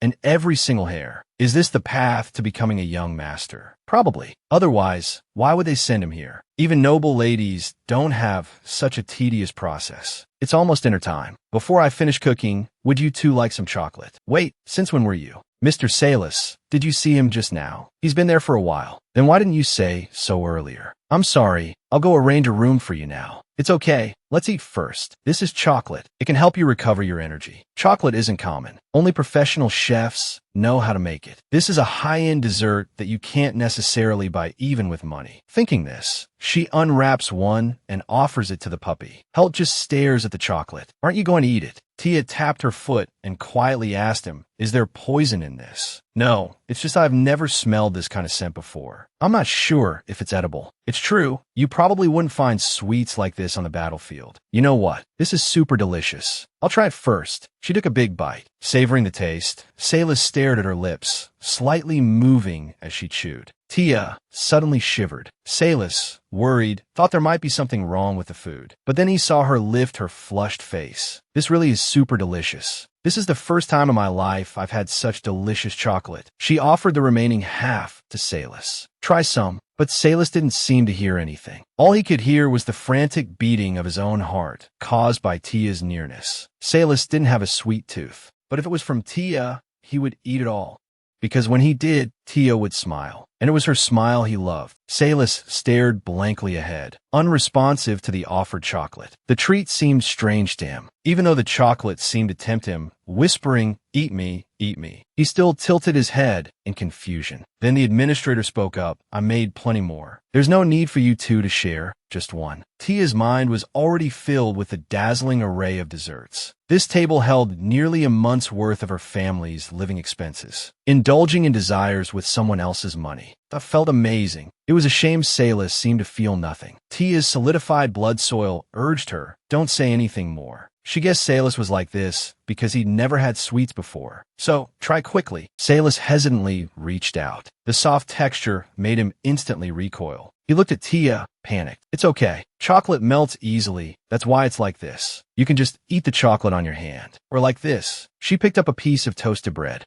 "Dip it in the sweet chocolate sauce. That's also delicious." Salis looked at her with disbelief, his ears drooping. Tia urged him again, "Eat it quickly." But he still looked bewildered. Honestly, Salis looked cute like this, like a completely domesticated puppy. But she was losing her patience. "Take a bite." Salis pulled out the fork. Obediently, he chewed slowly. Tia stared intently at him, but his expression didn't change. "You don't like it. If you don't like it, you can spit it out." To Salis, the taste was strange. It made his teeth ache and his hands and feet itch. It was like when she saw him reach out to her during training. He always held strange and unfamiliar things. Warm light, useless objects, or odd food. And these were all things he had never encountered in his training. Watching him swallow the food, Tia happily recommended other sweets. "This is also delicious, and this, and this that you should try them too." Salis didn't understand the difference between delicious and good. But he knew one thing. If it was from Tia, he would accept it all, because then she would smile. His eyelids and the corners of his mouth twitched slightly. His breathing became irregular. This strange, unfamiliar feeling made him unconsciously touch his own lips. "Mr. Salis, did you just smile? Eating sweets makes people happy. This is sweetness." Like a large cat, he licked the chocolate from his hand, savoring the sweetness Tia had described. Soon, the administrator settled in, and they, in turn, became accustomed to his presence. Every day was a feast for the eyes and the palate. His appetite increases dramatically whenever he sees the chef. "Please blame the two of you. But there's another guest today." Rowan suddenly appears from out of nowhere. "Good afternoon.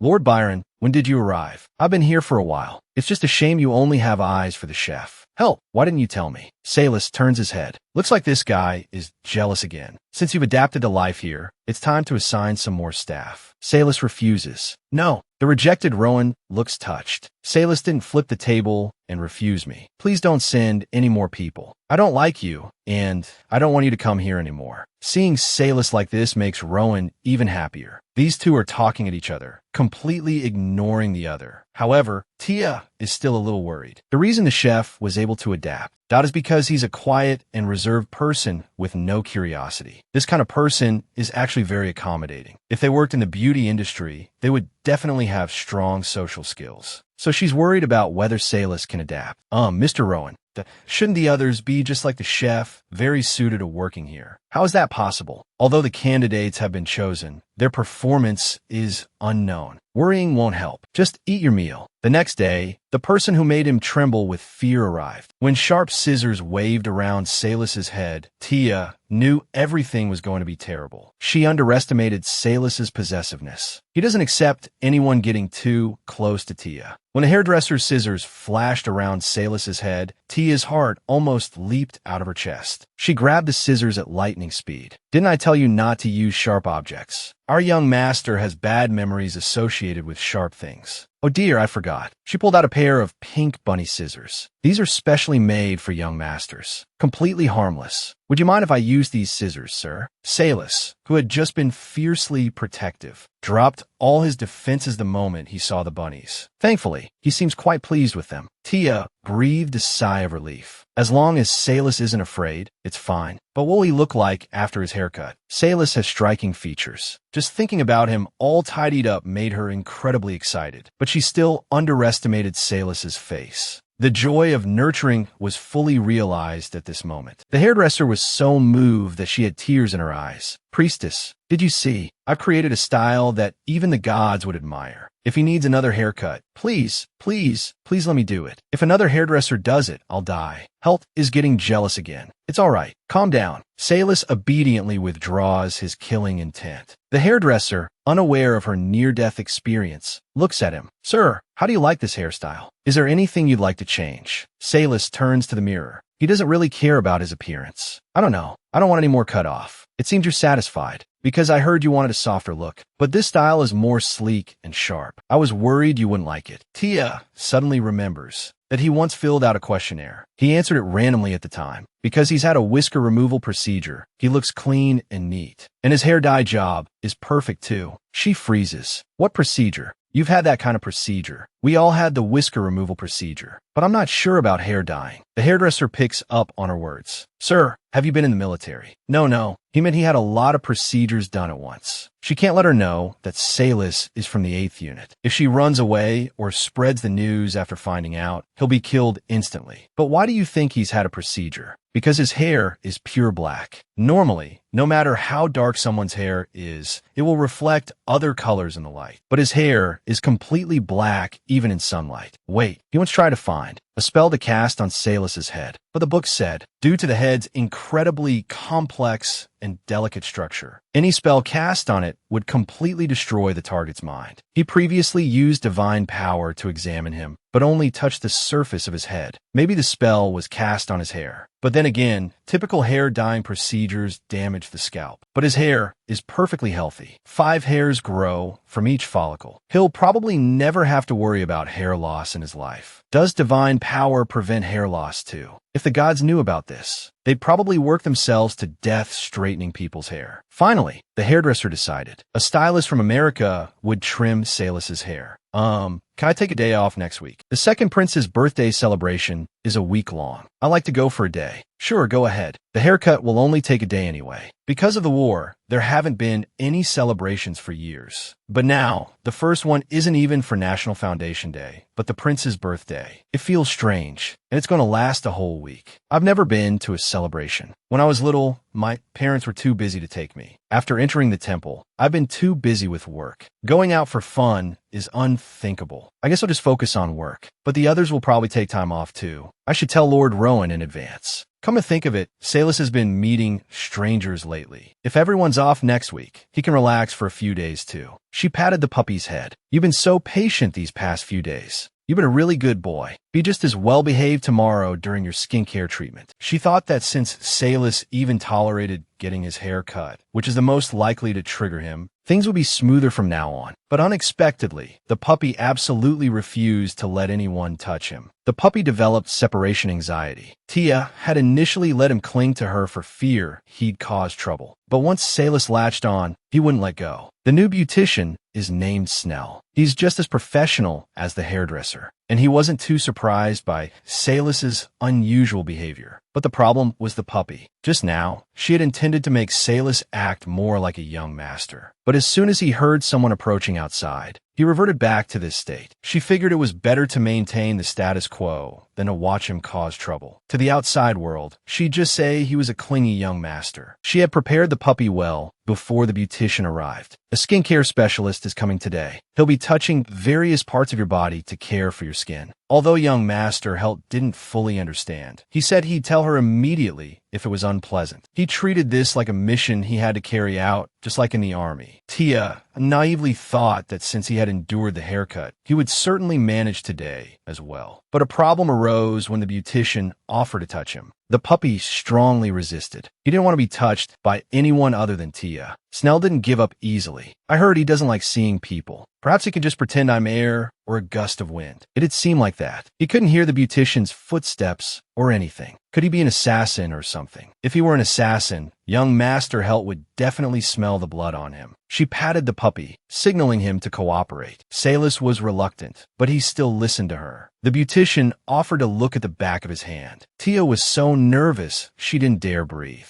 Her puppy training efforts of late were finally about to be put to the test. Salis raised his hand. Snell reached out at the same time. They were about to touch. The moment their hands made contact, Tia nearly burst into tears. Oh gods, I have no regrets in this life. Her days of hard work had finally paid off. The beautician very professionally soothed Salis. This was the first time the puppy had been touched by a stranger and remained calm. He soon suggested they begin the skincare treatment. Salis looked at her, waiting for her command. Up until now, she had always made decisions for Salis, although each time she would explain it to him and wait for him to understand. But this couldn't go on forever. After all, he was meant to become a young master. So, this time, she didn't answer, only encouraged him. It's up to you. Salis was shocked. His mind went blank, completely unsure of what to do. Fortunately, Snell was very professional. You don't have to answer me right away. I'll remain at the mansion. Just call me when you need me. Salis agreed, his eyes drifting towards Tia. If you don't mind too much, how about now? If you're only uneasy because you don't know what to do, I'll stay by your side. But if you really don't want to, but the next time is fine too. He knew she would stay with him. He looked at the beautician. I will have the skincare treatment. Snell, I need a little time to prepare. His actions were textbook perfect, just like a nobleman from a textbook. Your Holiness, you can stay with us too. Tia looked towards Salis. Salis responded as she had taught him. Although she was shaping him into a nobleman, she felt a strange emotion at this moment. No matter what, once she pushed Salis into that world, it would be over. Salis looked at Tia and asked with a smile, how does it feel to be looked after and served like this? I don't know yet. You'll probably understand after you experience it more. The most important thing is how you feel. If you're unhappy about anything, you must tell me directly. At that time, she didn't know that she would hear Salis repeat these words to her again and again in the future. And the so-called skincare treatment was completely different from what she had imagined. It was like a puppy reunited with its owner after a long absence, wagging its tail and about to pounce on her. Tia had barely approached before she was soaked by the water he splashed. When the beautician asked him if she should join them in the bathroom, he initially refused. As a priestess, it seemed unnecessary for her to follow him even there. Snell thought she was worried about Salis, but in reality, she was more worried that Salis would hurt Snell. If there's any problem, no matter how small, please call me immediately. After all, Salis might bite when he came into contact with water, but she couldn't tell Snell that directly.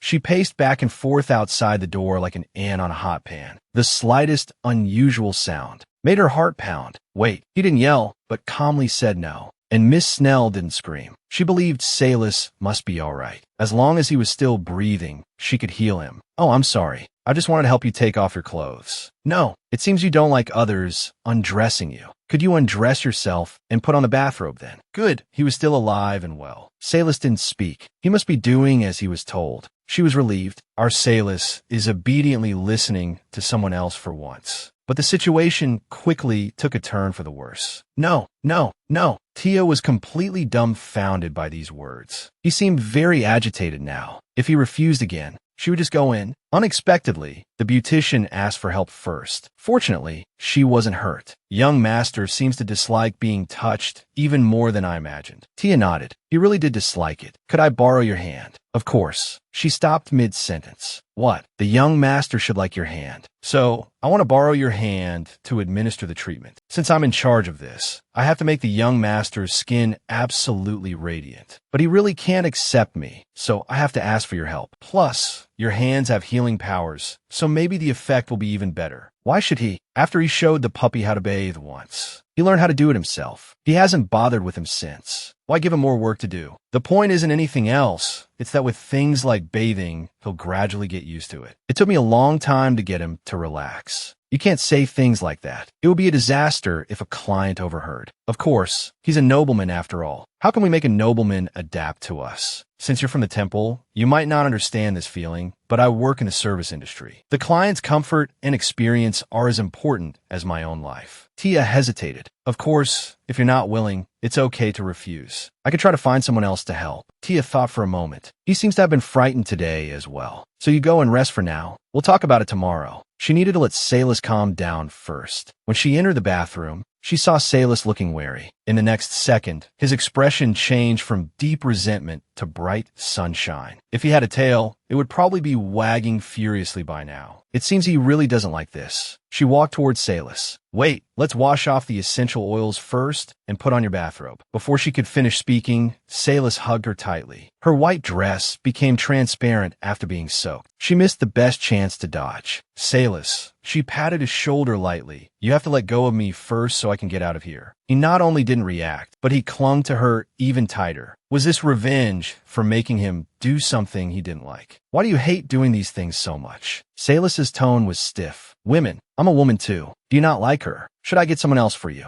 Salis didn't answer. He changed the subject. Do you just not like people touching you? Salis nuzzled against her affectionately. I don't like it, but if you want to be a young master, you have to get used to these things. No. Although she said Salis's feelings were important, it wouldn't do for him to avoid everything he disliked. But making him train such a kind puppy also. Tia, whose feelings were gradually leaning towards Salis, completely overlooked one thing. That all of Salis's kindness and patience only existed because of her. Salis finally had his first skincare treatment, but something went wrong at the end. He caught the girl as she fell to the ground, but certain feelings like sprouting seeds broke through the soil. Just the night before, she and Salis had a long talk that lasted all night. You hate being touched, right? So is it okay if I touch you together with someone else? Because before, when you heard a sound you hated, you would endure it if I said it was okay. So if the beautician and I touch you together, you can endure it, right? Salis said he didn't know. Then let's try it tomorrow. It will definitely work. Compared to bathing him myself, holding his hand is nothing. He absolutely refused to work hard. God, please give me strength. Don't make me do extra work. She looked at the beautician who had just arrived. I'll be counting on you today, Snell. Snell was taken aback, as if sensing something. I'll work hard. A camaraderie between two overworked individuals was thus born. To make Salis feel safe, Snell specially prepared a smaller room, because he thought of Salis as a timid and introverted young woman. Watching the beautician enter childcare mode, Tia couldn't help but wonder what he was thinking. Salis is like this. Tia had to explain. Whenever a stranger touches him, his body tenses up. As long as I'm by his side, he'll be fine. Good idea. The more familiar a touch is, the more it helps. So can I start now? He nodded, holding Tia's hand. Salis's bathrobe was removed. Snell slowly reached out to him. The first essential oil treatment began. But before long, another incident occurred. Salis stood up from the bath. Even though the bathrobe didn't want to part with its owner, it slowly slid down. The moment it fell, he understood. As a top-tier, skillfully crafted product, conquered by a high-class salon, the meaning of his life. That was to be undressed. He envied those too, because he wanted to look too. But Tia was about to lose her mind. Everything had been going so smoothly. They had barely made a sound during the whole process. Until Snell asked Salis to lie down on the massage table, and he accidentally knocked over the essential oil bottle. Tia had meant to pick it up for him, but when Snell turned around, she saw his toned physique. She thought that a beautician, having seen countless bodies, wouldn't be fazed by this. But could Salis be treated like any other man? Although Snell maintained his professionalism, the biggest problem was his heartbeat. Salis, extremely sensitive to sound, became agitated. Snell instantly fell silent. Luckily, he was quick-witted enough to excuse himself to prepare something. Salis, calm down. If you're tired, rest for a while. Even though he didn't speak, Tia fully sensed his emotions. Snell reappeared. Since you're out, please lie down on the massage table. Although Salis tried to endure, that he was already very uncomfortable. The beautician's heartbeat, that the pungent smell of the essential oils, the surrounding humidity, all made him incredibly irritable. And Tia, too worried about him, tripped over a bottle at her feet. She stumbled forward, just as she fell into the bath. Salis turned around. With Snell's cry of surprise, they both fell to the floor. Tia, her eyes half open and filled with water, replied, I should be all right. The moment their eyes met, Salis's world suddenly became quiet. The annoying scent, the humid air, the stranger's voice, and the loud heartbeat of others, that all vanished in that instant. He could only feel Tia's heartbeat, her soft breathing. His narrowed vision could only see her eyes. It made him oblivious to everything around him. This was unusual for Salis. He abruptly sat up. Alarmed by his unusual state, Tia became anxious. Are you all right? Is the noise bothering you? She immediately used sacred power to soothe him. I'm fine. I just slipped. Nothing dangerous happened. Salus's racing heart slowly returned to normal under Tia's gentle words. Watching this scene, the beautician seemed to realize something. Are you alright? I should have picked up the bottle sooner. The first body treatment ended just like that. A few days later, the beautician had completely adapted to Salus. Whether Salus removed his bathrobe or walked around exposed, Snell remained unfazed. To adapt so quickly, he was indeed a professional. However, something bothered Tia. Snell had become very indifferent. Not long ago, he was the embodiment of kindness. From a certain point on, that kindness had disappeared. But this actually makes Salus more comfortable. That's a relief. But Salus is his beloved pet, so of course he wants everyone to like him. Because of this, he almost asked Snell not to dislike his puppy. But for a puppy, being ignored is more comfortable than being loved. So he decided not to say anything. But he wondered if he should ask Snell why he was acting that way. After all, ignoring someone could cause problems. That priestess. The beautician looked at the puppy with an emotionless gaze. It was clear he wanted to speak to him privately. Young Master Helt, please go back to your room. The puppy looked at him pitifully. This is so difficult, but he still hardened his heart and pushed him out. Giving me that look won't work. I'll come find you soon, so go back and wait. He closed the door. You have something to say to me, don't you, priestess? You saw right through me. I knew you cared about me. Come, lie down. I'll give you a massage while we talk. As a priestess, I shouldn't have any preferences, but Snell's smooth talking was hard to resist. Then I'll leave it to you. As the beautician continued his complaints, Tia understood the reason for his indifference. One night, he went out to get a drink of water because he was thirsty. He ran into Salus. He fiercely snatched the glass and ordered him not to drink. He's done this to you too, hasn't he? He won't even let someone have a sip of water. It's outrageous. Under normal circumstances, that would certainly make someone angry. But who would have thought Salus did that because the noise was too loud? I also asked the others. The hairdresser said he wasn't watching where he was going on a walk and bumped into a tree. The young master glared at him with murderous intent. And the cook. The guards complained too, but Tia didn't feel bad at all. After all, the puppy hadn't caused any bloodshed. He had endured it all. Snell continued to complain. What good is being handsome? He's actually super rude. He actually treats the puppy like a person. That's so touching. Am I talking too much? Because you have to live with that rude young master, I thought I'd check on you. And vent a little. It's okay. It's perfectly fine to complain about this kind of thing between colleagues. Your facial skin is wonderful, and you're truly beautiful. It's a shame you can only wear the priestess uniform. Tia didn't take his words seriously. He's definitely on the front lines of customer service. He even made sure to flatter the customer at the end. However, she looked a little different than usual in the mirror. Absolutely radiant, right? She does look rather pretty. Their voices continued to drift from the room. Outside the door sat Salus, who should have left long ago. He gripped his arms. Just being separated by a wall made him feel lonely. But the puppy patiently waited for the girl. The puppy cried for the first time, but not from sadness, but because the sunlight was too bright. He didn't understand why Tia also seemed to shine with a radiance like the sun. He began to intensify his lessons on humans for the puppy. Humans are called humans because they speak human language. So you have to speak like a human. And the way you're speaking now is practically barking. Through the beautician, Tia realized that Salus had become notorious within a mansion. He was a picky, aggressive young man who didn't treat others like people. Although these words pleased him, he also knew how those who didn't understand the puppy would perceive him. So, he can't be introduced into society yet. Therefore, I've decided to start teaching him how to speak properly. Robin sent a large number of books. I selected a few from them. After all, I'm only a low-ranking priestess, so I don't understand the ways of the nobility. But I can still teach him how to speak. Let's start by learning vocabulary. Let's start with this book. Thankfully, Salus has always been very cooperative when it comes to learning. I'm very satisfied with this. I don't know if it's because we're sitting too close, but I can feel Salus's breath. It's making my face a little itchy. I started teaching Salus how to express himself correctly, but I didn't notice that Salus had become distracted. He started observing me, Tia, every movement I made, my tone of voice, and the constantly opening and closing adoration. His gaze was fixed on me, sky blue dazzling. He suddenly snapped back to attention. What's wrong, Salus? Do you not understand? Sky blue dazzling. Abnormal status. So, Salus interpreted dazzling as being injured. That's not what I meant. When your eyes see something bright, it's not that they hurt, but rather that it's too bright. How should I explain this? He's lying down with the book. Let's go experience it directly. The gardener just arrived. We can go take a look at the garden. The sky is very blue.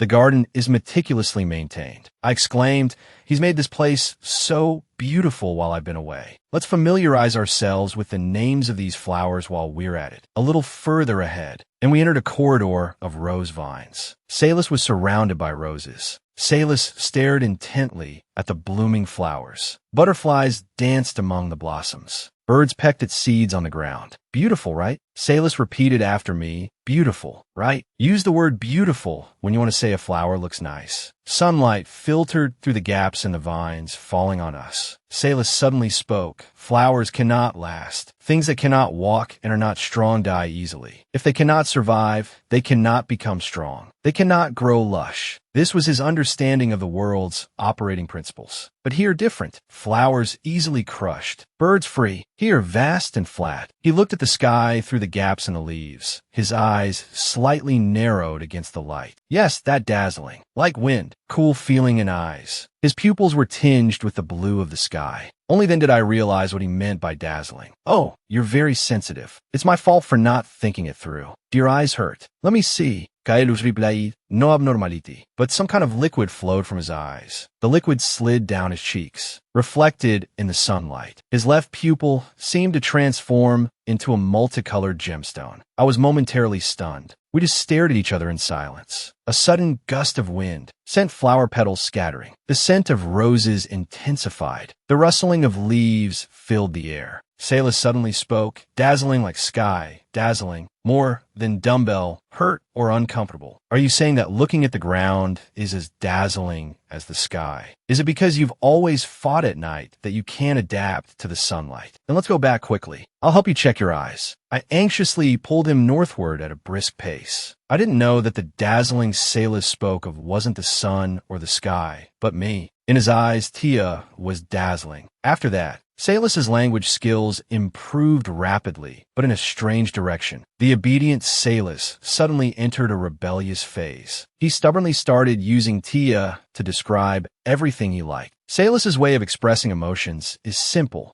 good or bad, but not anymore. Chocolate is sweet as the scent behind Tia's ears. Wait, why did you smell behind my ears? I just did. Even if you could, you shouldn't. No, puppy, no. What does Tia know? I just like the smell. Come to think of it, that was supposed to be a compliment. Why do I feel ignored? Tia attributed Salis's reaction to the fact that he was just learning to speak, so he naturally thought of someone close to him. She held on to this thought for a few days. He became an enhanced adjective. Cheesecake, as sweet as the scent Tia's body gives off. This embarrassing and maddening description. Where did he even learn that? But whether she scolded him or coaxed him, the result was the same. And because of this, he started to lose interest in food. And this is cheesecake that's more expensive than his weekly allowance, ruining everyone else's appetite while enjoying it himself. Hell, try this dish. Because he was so busy before, he never had the chance to make the food he wanted. Now that he's here, he's begun to ignite his culinary creativity. Salis watched for a moment, then neatly cut off a piece and popped it into his mouth. Tell me, what's a new adjective for this? Salis fell silent. He thought hard. Suddenly, inspiration struck. It tastes like fermented poop. Tia was dumbfounded. Have you eaten poop? No, you can't just randomly judge food. Think about it carefully before you speak. Salis was adamant. It tastes like fermented poop. You can't say food tastes like poop. You've never eaten it. In order to track our targets, we record the food they eat and the date. Stop, stop, stop. Please stop talking. Tia was on the verge of a breakdown. How could they be so cruel to a child from the 8th unit? He even has pictures in his head. All right, fine. Since he's tasted it, maybe he's right. I'll try it too. It smells sweet. It should taste good. What a delicacy. Honestly, it's delicious. Salis pouted. He grabbed Tia's wrist. I don't understand the taste, but I respect that you like to eat poop. Tia was moved to tears. Oh my goodness. Our little puppy has even learned the words preference and respect. But it really doesn't taste like poop. But taste is subjective. Maybe there's something wrong with your sense of taste. Let's have someone else try it. The results of the experiment were identical. The beautician loved it. The hairdresser, however, was disgusted and kept gagging. Is this made from scavenged food? What does it even taste like? Salis leaned closer. It's the taste of fermented poop. That's it exactly. I've never eaten it, but it feels like that's the taste. Even if you don't like it, you can't say that. You'll hurt the chef's feelings. Because the hairdresser agreed with Salis, they found themselves on the same side for the first time. Snell was completely bewildered. Just as they were puzzling over this, the chef gave them the answer. There's an ingredient here called lin jiao. People who like it think it has the aroma of cheese and mushrooms. To those who don't like it, it tastes like fermented poop. Seems like he's having fun. I knew it. Young master, your assessment was spot on. The good news is, in his mind, Salis went from being an ill-mannered young master to an honest and straightforward one. Wait, if his assessment was correct, Snell.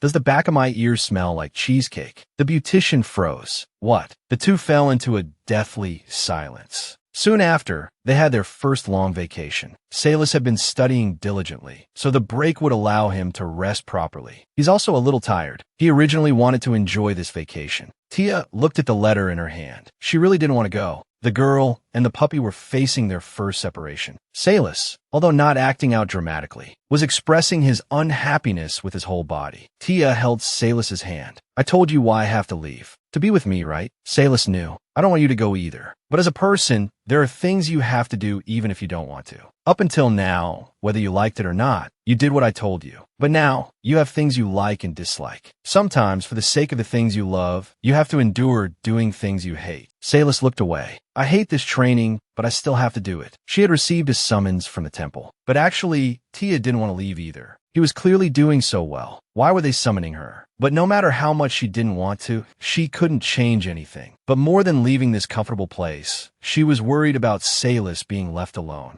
After repeatedly telling him not to leave the room and entrusting the assassins to the guards, Tia said goodbye to him. From yesterday to this morning, she had been trying to persuade Salis. His resistance was alarmingly strong, which made her vaguely uneasy. The guards had also canceled their leave because of this. The assassins targeting Salis were more manageable than expected, but the guards would usually deal with them at the entrance. Her job during this time was to appease Salis and calm him down. But no matter how worried she was, they would eventually have to part ways. After all, she was a servant of God, and Salis would become a young nobleman. Their lives were never meant to intersect, so it was best for him to prepare for her departure now. The reason the high priest summoned her was simple. He wanted to inquire about her progress in taming the mad dog. He was mainly afraid that she would break down one day from stress, or suddenly run away. Have you been receiving a lot of donations lately? Who sent them? The third prince. The high priest had been tricked. He thought it was just simple support. It seems the sponsorship is quite generous. That's why he's so afraid of his cash cow running away. He probably didn't know about Salis's improving condition, meaning he knowingly sent her on this long-term mission with that rumored killing machine. In that case, let's add a little more to your compensation. The high priest readily agreed. Tia took the opportunity to request access to the Curse Arts Hall. She used the curse marks on Salis as a reason, saying she wanted to investigate. Curse arts didn't require divine power, so the temple would occasionally send priests without divine power to study them. But only very few, because if ordinary people learned them and misused them, the temple wouldn't be able to profit from its divine power monopoly. So the high priest was 1,000 times unwilling. If it's too much trouble, I can bring him to the temple. At the mention of bringing the mad dog over, the high priest instantly caved. No, not at all. You can look into it however you like. Actually, she quite wanted to bring Salis along, to let everyone know her puppy wouldn't bite without reason. Tia thought optimistically, I'll just show them off later. It'll definitely surprise everyone. Tia hadn't realized that her approach, which used to be about avoiding all trouble, had become centered around Salis. She was willing to threaten the high priest if it meant healing him. And so, led by the administrator of the Curse Arts Hall, she arrived at the temple's most confidential library. It took the girl a full 20 years to finally accept that her family didn't love her. A biased mother, an absurd husband,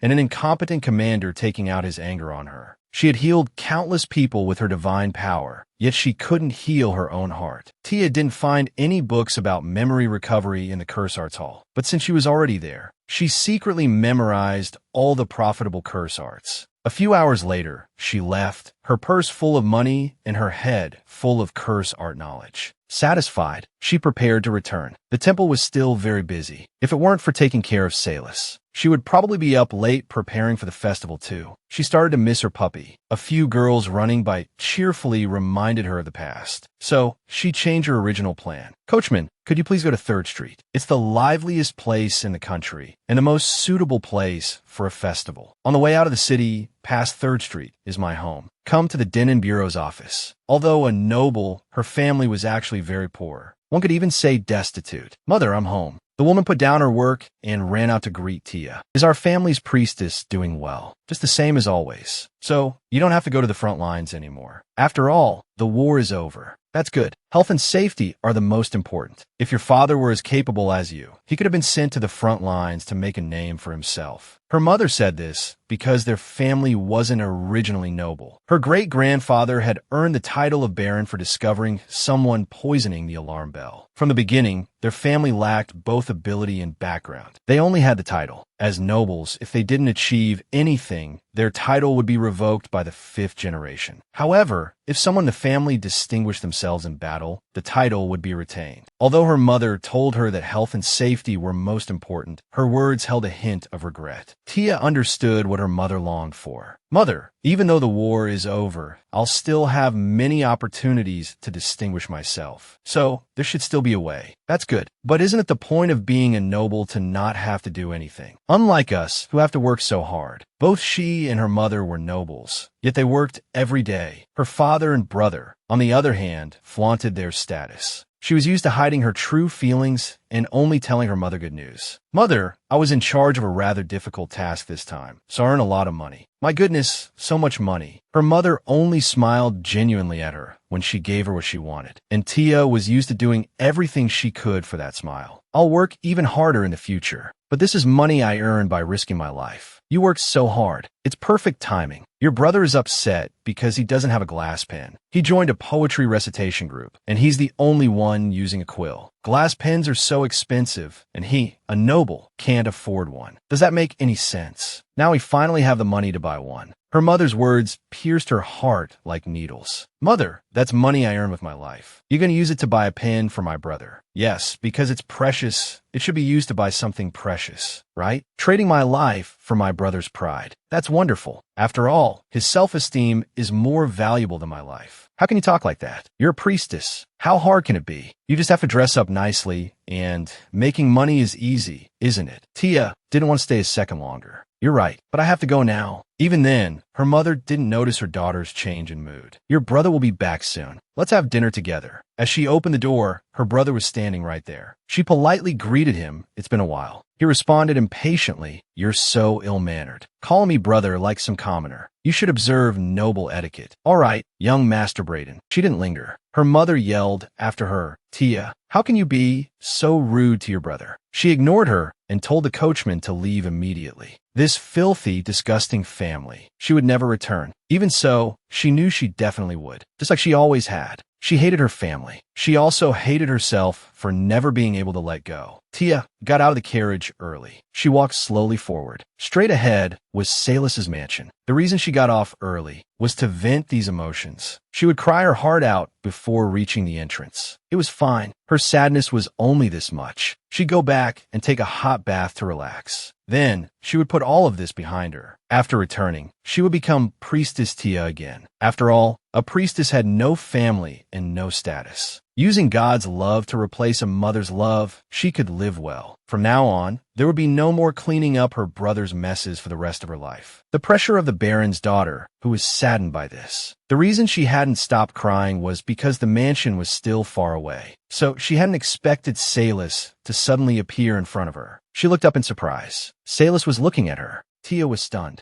Why was he here?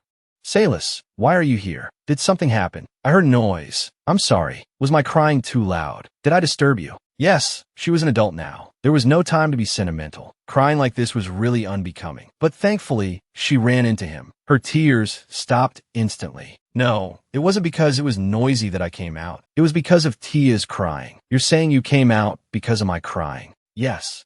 Why? Is it annoying?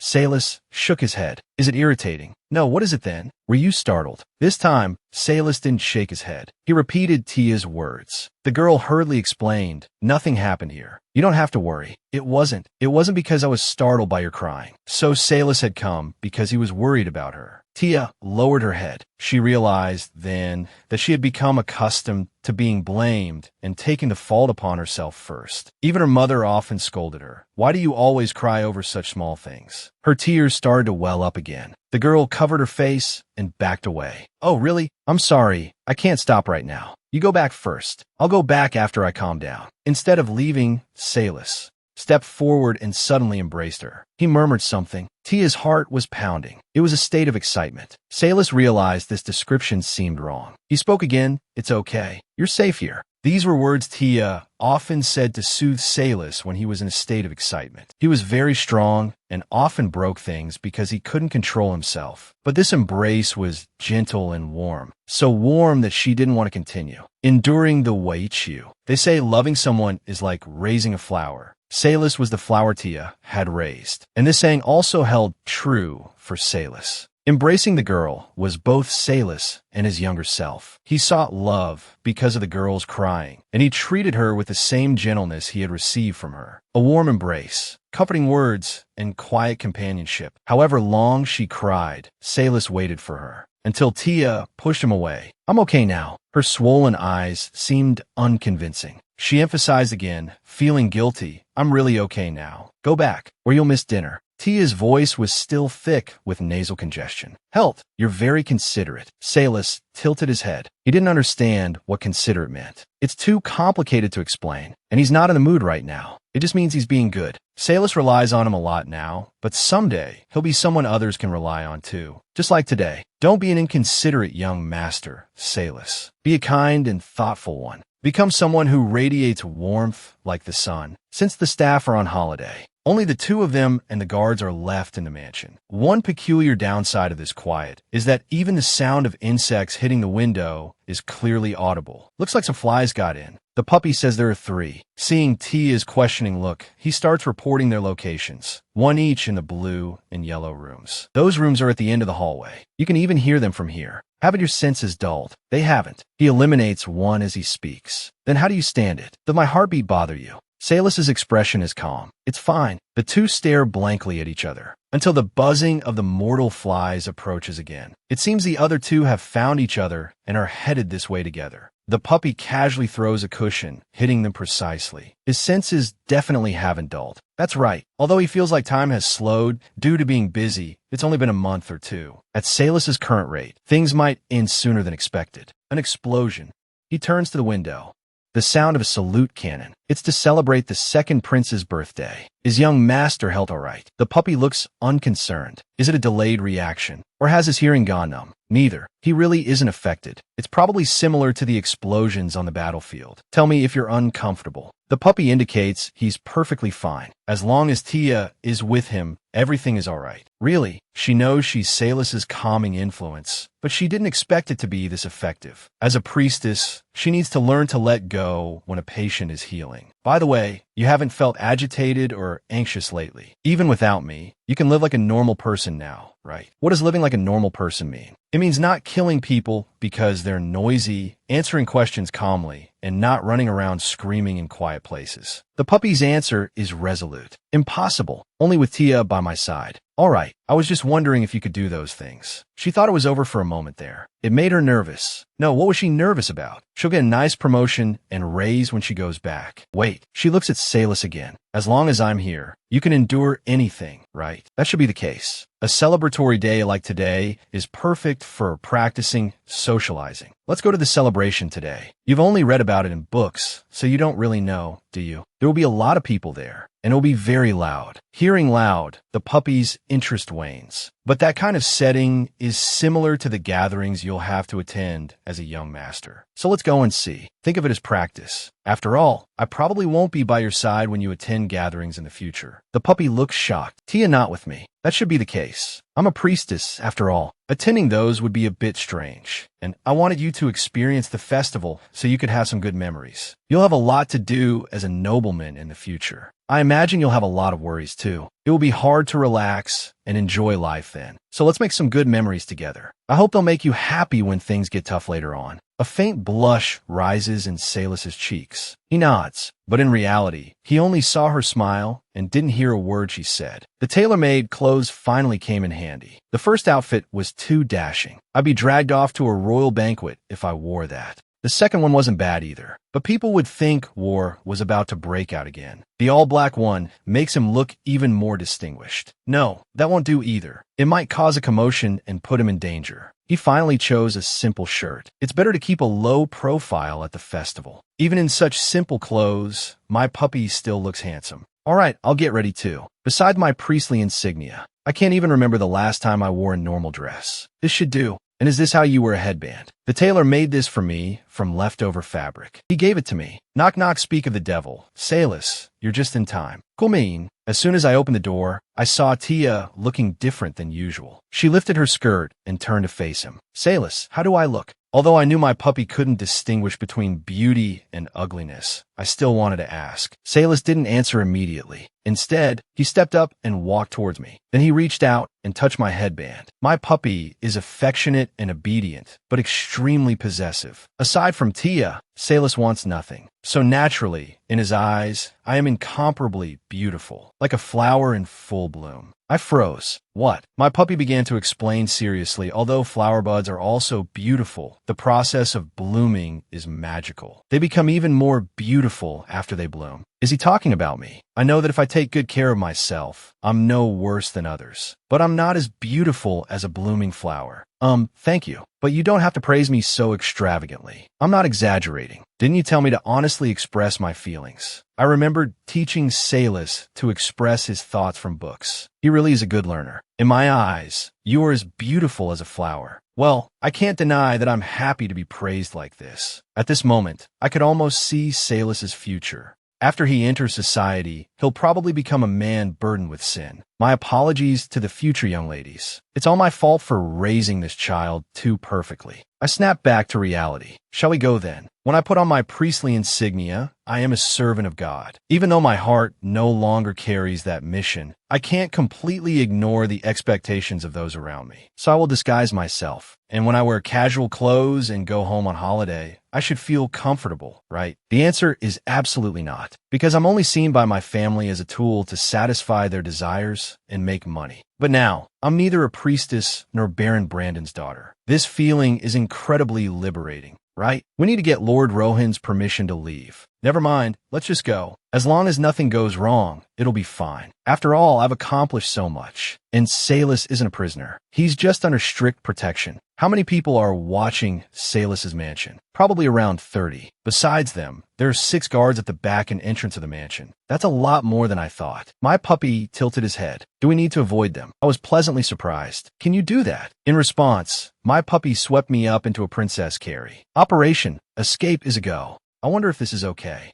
But in just a moment, we were out of their surveillance range. I hugged my puppy and ruffled his thick, soft hair. You're amazing. You got me out safely without killing anyone. Salus reminded me, you're wasting time. I stroked his luxurious hair. It's all right, we have plenty of time. We just need to be back before nightfall. We're still quite far from the capital, so we need to take a carriage. Salus, did you used to sleep when you rode in carriages? Yes, they would have put me into a deep sleep or a state of unconsciousness beforehand. You might get carsick. If you feel any discomfort, tell me. Soon they arrived at the passenger station. Tia pulled on Salus's hand. Hurry, let's go. Tia hadn't expected this at all. She had thought their frequent, joyful outings would continue without a hitch, but unexpected things had happened from the very beginning. Salus wasn't well. From the moment the carriage started moving, he'd been constantly breaking out in a cold sweat. He should have been able to control his sensitive sensory reactions. And there weren't any unbearable stimuli present now. But the sound of hooves, the horses panting and snorting, the turning of the wheels, and the creaking of the carriage were causing his body to react abnormally. His senses were telling him there was danger, but he didn't know what kind. Choking smoke, people's screams, broken bodies, the smell of burning flesh, flowing blood. He couldn't control himself. Tia cupped his face, calling his name over and over. Salus. Salus, are you all right? Are you more awake now? He knew none of it was real. Only these warm hands were real. But he couldn't break free, couldn't escape the restraints. What's wrong? Are you not used to riding in carriages? After saying this, Tia yelled out the window to stop the carriage. Even after they got out, Salus's body was still trembling. Tia whispered, "He's all right now." The next moment, she hugged him tightly. She could feel Salus's fear. He mumbled, "No, I can't." A voice echoed in his mind, "I can't be broken." Tia continued to pat his back, whispering comforting words. She didn't know what kind of terror Salus was struggling with, but she had brought him away, so she would take responsibility for him. Tia desperately released her divine power. "Salus, please come back to your senses." He placed Tia's hand on his head, asking her to continue stroking him. Unbeknownst to her, beneath this docile and obedient appearance was a man-made killing machine. Salus had no memories of his past, other than being brainwashed and controlled. Perhaps his past experiences were too painful, and his body, as a protective mechanism, had made him forget everything. The beautiful little boy was a hot commodity in the black market. Whether noble women or lords, everyone always had a soft spot for beautiful children. The traffickers forced a potion down his throat, preparing to sell this newly acquired young master for a good price. He lost almost all of his memories. He only vaguely remembered his name was Salus. Tia's urgent voice reached his ears. "This isn't a battlefield. Everything around you is safe." When he looked up, Tia was also looking at him. "Are you back with me?" Tears welled up in her eyes. He blinked, and tears rolled down his cheeks. The chaotic sounds around him faded. It was as if they were the only two people left in the world. Tia breathed a sigh of relief. "Are you all right now?" He didn't answer, because the moment Tia's hand left his, a part of his heart felt empty. He buried his face in her hands again. "What's wrong? Are you still feeling unwell?" Tia's touch filled the emptiness in his heart once more. Tia's eyes were red, but her voice was full of concern. Salus held her hand to his face, gently rubbing his cheek against her palm, softly murmuring her name. "I'm here. Are you okay now?"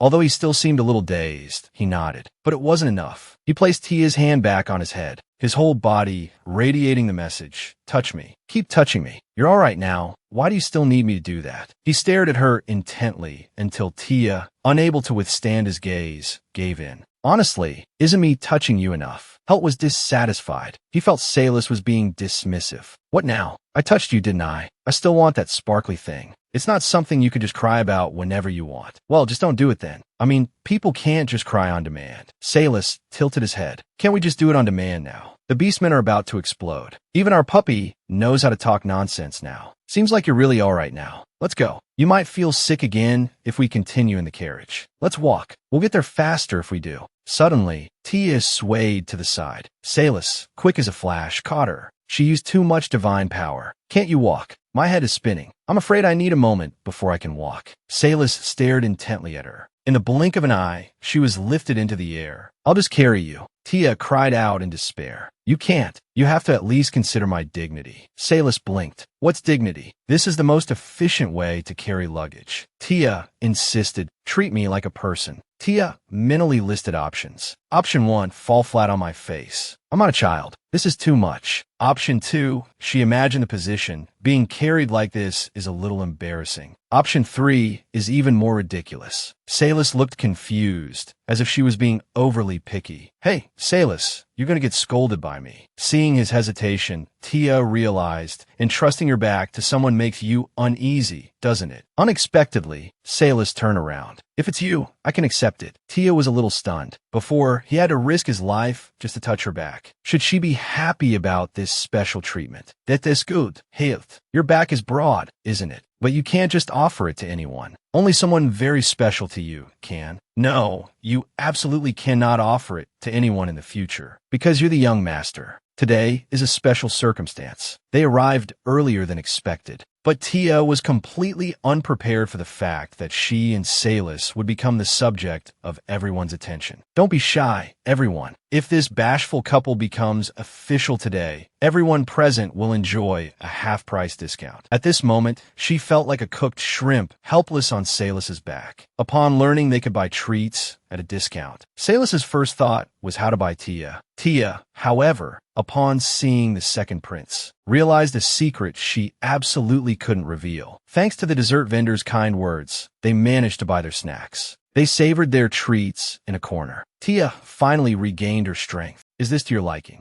Salus nodded. It's very sweet. It's called lacious. It's a treat you can only eat on special occasions. But it's too sweet and unhealthy. It's different from the healthy meals we usually eat. Does Tia like it? Swallowing the cream in her mouth, Tia replied, "Actually, this is my first time having it, because I was busy when I was younger. I guess this is experiencing adult luxury. Because it's so sweet, one bite can be addictive, so parents usually don't buy it for their children. Although as the young master, you don't need to know these things. It doesn't hurt to know more." Salus nodded. "That's right. More experience means a better chance of winning." "Wait, did you finish it all?" Ever since trying the chocolate, Salus seemed to have developed a love for sweets. He held up his empty container. "Do you want some?" Tia didn't take it, but instead grabbed his wrist. His tall frame leaned down towards her. She bit directly from his hand. "Help! There are so many people on the street." "You can't." Salus licked the cream from his lips and looked at her quizzically. Tia was defeated. Facing that expression, she couldn't bring herself to scold him. Soon his hands were empty. Salus covered his cheeks, chewing continuously. Seeing his good appetite ignited Tia's fighting spirit. She wanted to take Salus all over this place to eat. "Let's try the kebabs over there first, and the strawberry juice next to it." Help watched Tia's back, obediently following her forward. "Wait, when are you going to spit out the wrapper?" However, soon both of them were stuffed, their faces shiny with oil. Food he wouldn't have dared to dream of as a child. He ate it all today. Money is such a good thing. Salus suddenly perked up, thinking about money. Don't he know what money is? Should she say he didn't know money, this rich young master's lifeblood? Or should she tell him this wouldn't do? "Salus, give me your hand." "No, not like that. Palm up. This is money. 100 copper coins equal 1 silver coin, and 10 silver coins equal 1 gold coin." Salus held the coins like he'd discovered a new continent. "According to the prices marked by the shopkeepers, you pay and you get what you want. This process is called buying." Salus's eyes sparkled. He wagged his tail frantically. "Can I buy Tia too?" "No. Although there are people for sale, that's not buying with money." "Then how can I get Tia?" "I'm a priestess. My life is dedicated to God, so I can't just give myself away. Then can I ask God for Tia?" "That probably won't work either. Most importantly, you don't have that much money." Salus's tail drooped. He really didn't have any money. Tia felt strange. "You fought so many battles, but you don't have any money. It seems I'll have to ask Lord Robin later. Since we're talking about this, I'll teach you how to spend money. Although money can't buy me, it could buy everything sold here. Let's go into a shop and find something you want to buy." Suddenly, a commotion arose from the crowd. "Right, I heard the coachman say earlier that the second prince will be participating in the games tonight." As the lively music started, the crowd began to cheer. "The second prince's army is participating in the games this time. I heard that in this war.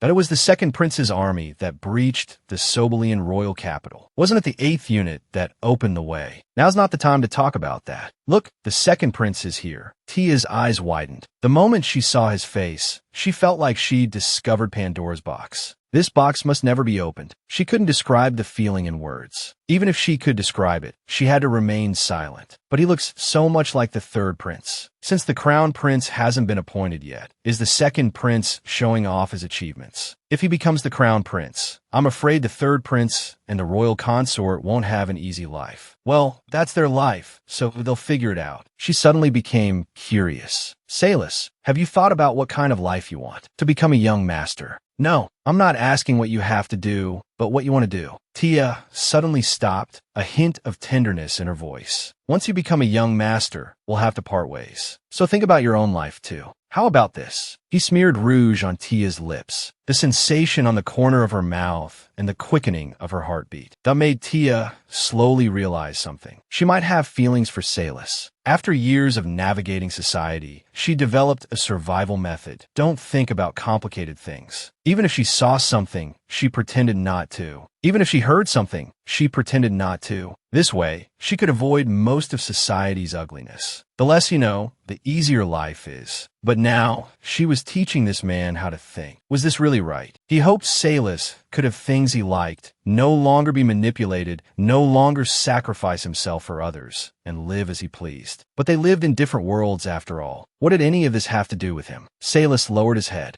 like a puppy about to be abandoned by its owner. Are you abandoning me? Tia felt terrible. You saying it like that makes me sound like a bad person. The puppy mumbled dejectedly to himself. Tia abandoned me. No, where did you learn to talk like that? She felt like a bystander who had suddenly appeared. Let me explain what abandonment means. I was only entrusted to take care of you. But from a dog's perspective, saying goodbye and being abandoned meant the same thing. Salis, if you want to become a young master and live a wonderful life, you have to leave me. The puppy refused. Even if I become a young master, I want to live with you. Tia's eyes widened. Did I agree to that? Help blurted out his inner thoughts.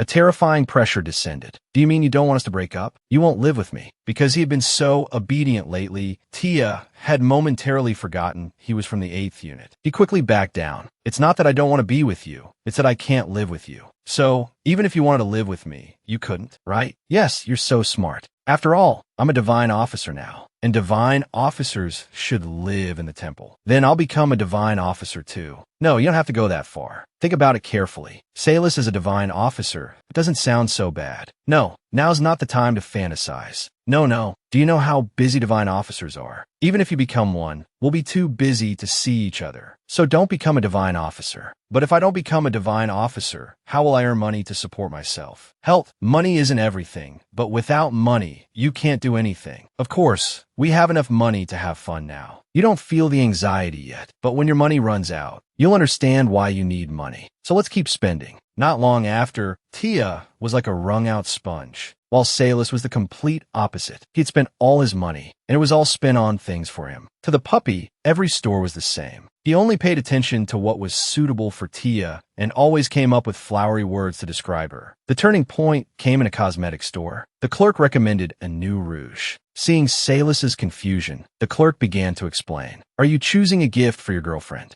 Rouge is applied to the lips to make them more beautiful. Like this, you dip your finger in and apply to the lips. You can try it. The puppy dipped his finger in the rouge as instructed, and the exhausted Tia, completely unguarded, had her lips touched by him. With just a light touch, her lips were stained the color of petals. The puppy described his feelings. It's like a crushed flower, sweet and soft. I want to keep touching it. The clerk, covering her flushed face, peeked through her fingers. Our rouge is really great. Even after they left the store, Tia hadn't recovered from the scene. Well, he doesn't understand and doesn't know how to spend money. It's natural for him to make mistakes and be wasteful. Health, now that all the money is gone, how do you feel? Didn't it disappear inexplicably? And you bought all sorts of useless things. You didn't buy anything for yourself. They're not useless things. Those are the things I wanted to buy. The puppy's tone was serious. They're useful things that make me happy. He took out the lace handkerchief he just bought. Seeing you wear this makes me happy. I want to keep seeing it, so I bought it. Tia didn't look at him. She desperately tried to control herself. Don't look up. If I meet his eyes now, that everything might be irreversible. When Salis learned that marriage meant being together forever, Tia's first thought was it's over. It wasn't just that Salis had an unusual attachment to her, but that she was starting to feel something too. Maybe it feels sweet now. Because for Salis, he can't live without me. No matter what, I'm the most important to him. But if he meets more people in the future, will it still be the same? If I completely give my heart to him, I'll be the one hurt in the end. So I have to stay clear-headed. But I can't be cruel to someone who sees me as their whole world. Tia laughed self-deprecatingly. If only I could control my heart as I pleased. Since I don't know how to completely sever these feelings, I should at least try not to make things too awkward. Just as I thought, you really do learn quickly. Although I look beautiful no matter what. She couldn't just leave now. She could only try to adjust her mindset, hoping not to get hurt too badly later. Salis started showing off his spoils. If only he can look back on this moment with a smile and think, that was truly happy, then it'll be enough. By the time Tia fully regained her composure, Salis had already lifted her foot to put on a new shoe for her. He had just learned it from the shopkeeper. Kneeling to put on a lady's shoes is also a form of etiquette. While that's true, you really don't have to do this. Also, when did you even take my shoes off? Miss Tia, your feet look like sweet marshmallows right now. This is so embarrassing I could die. What are you even saying? After some struggling, even without looking in a mirror, Tia felt like she could see an outrageously dressed lunatic. But he looked so happy. She felt too embarrassed to say anything. Besides, when else would she have the chance to dress up like this, other than for a celebration? She might as well enjoy it. Cheerful music started playing. The musicians had arrived. Seeing Salus's confused expression, she explained, "Musicians are people who play music with instruments. On days worth celebrating, people express their joy with music and dance." "Salus, do you want to try?" "I want to try." Salus observed the people dancing to the music around them, their rhythm and steps. In just a moment, he took a standard dancing pose and embraced Tia. "Wait, he doesn't know how to dance. Did I somehow invite him to dance because I was thinking useless things earlier? But what's going on? He's completely leading me."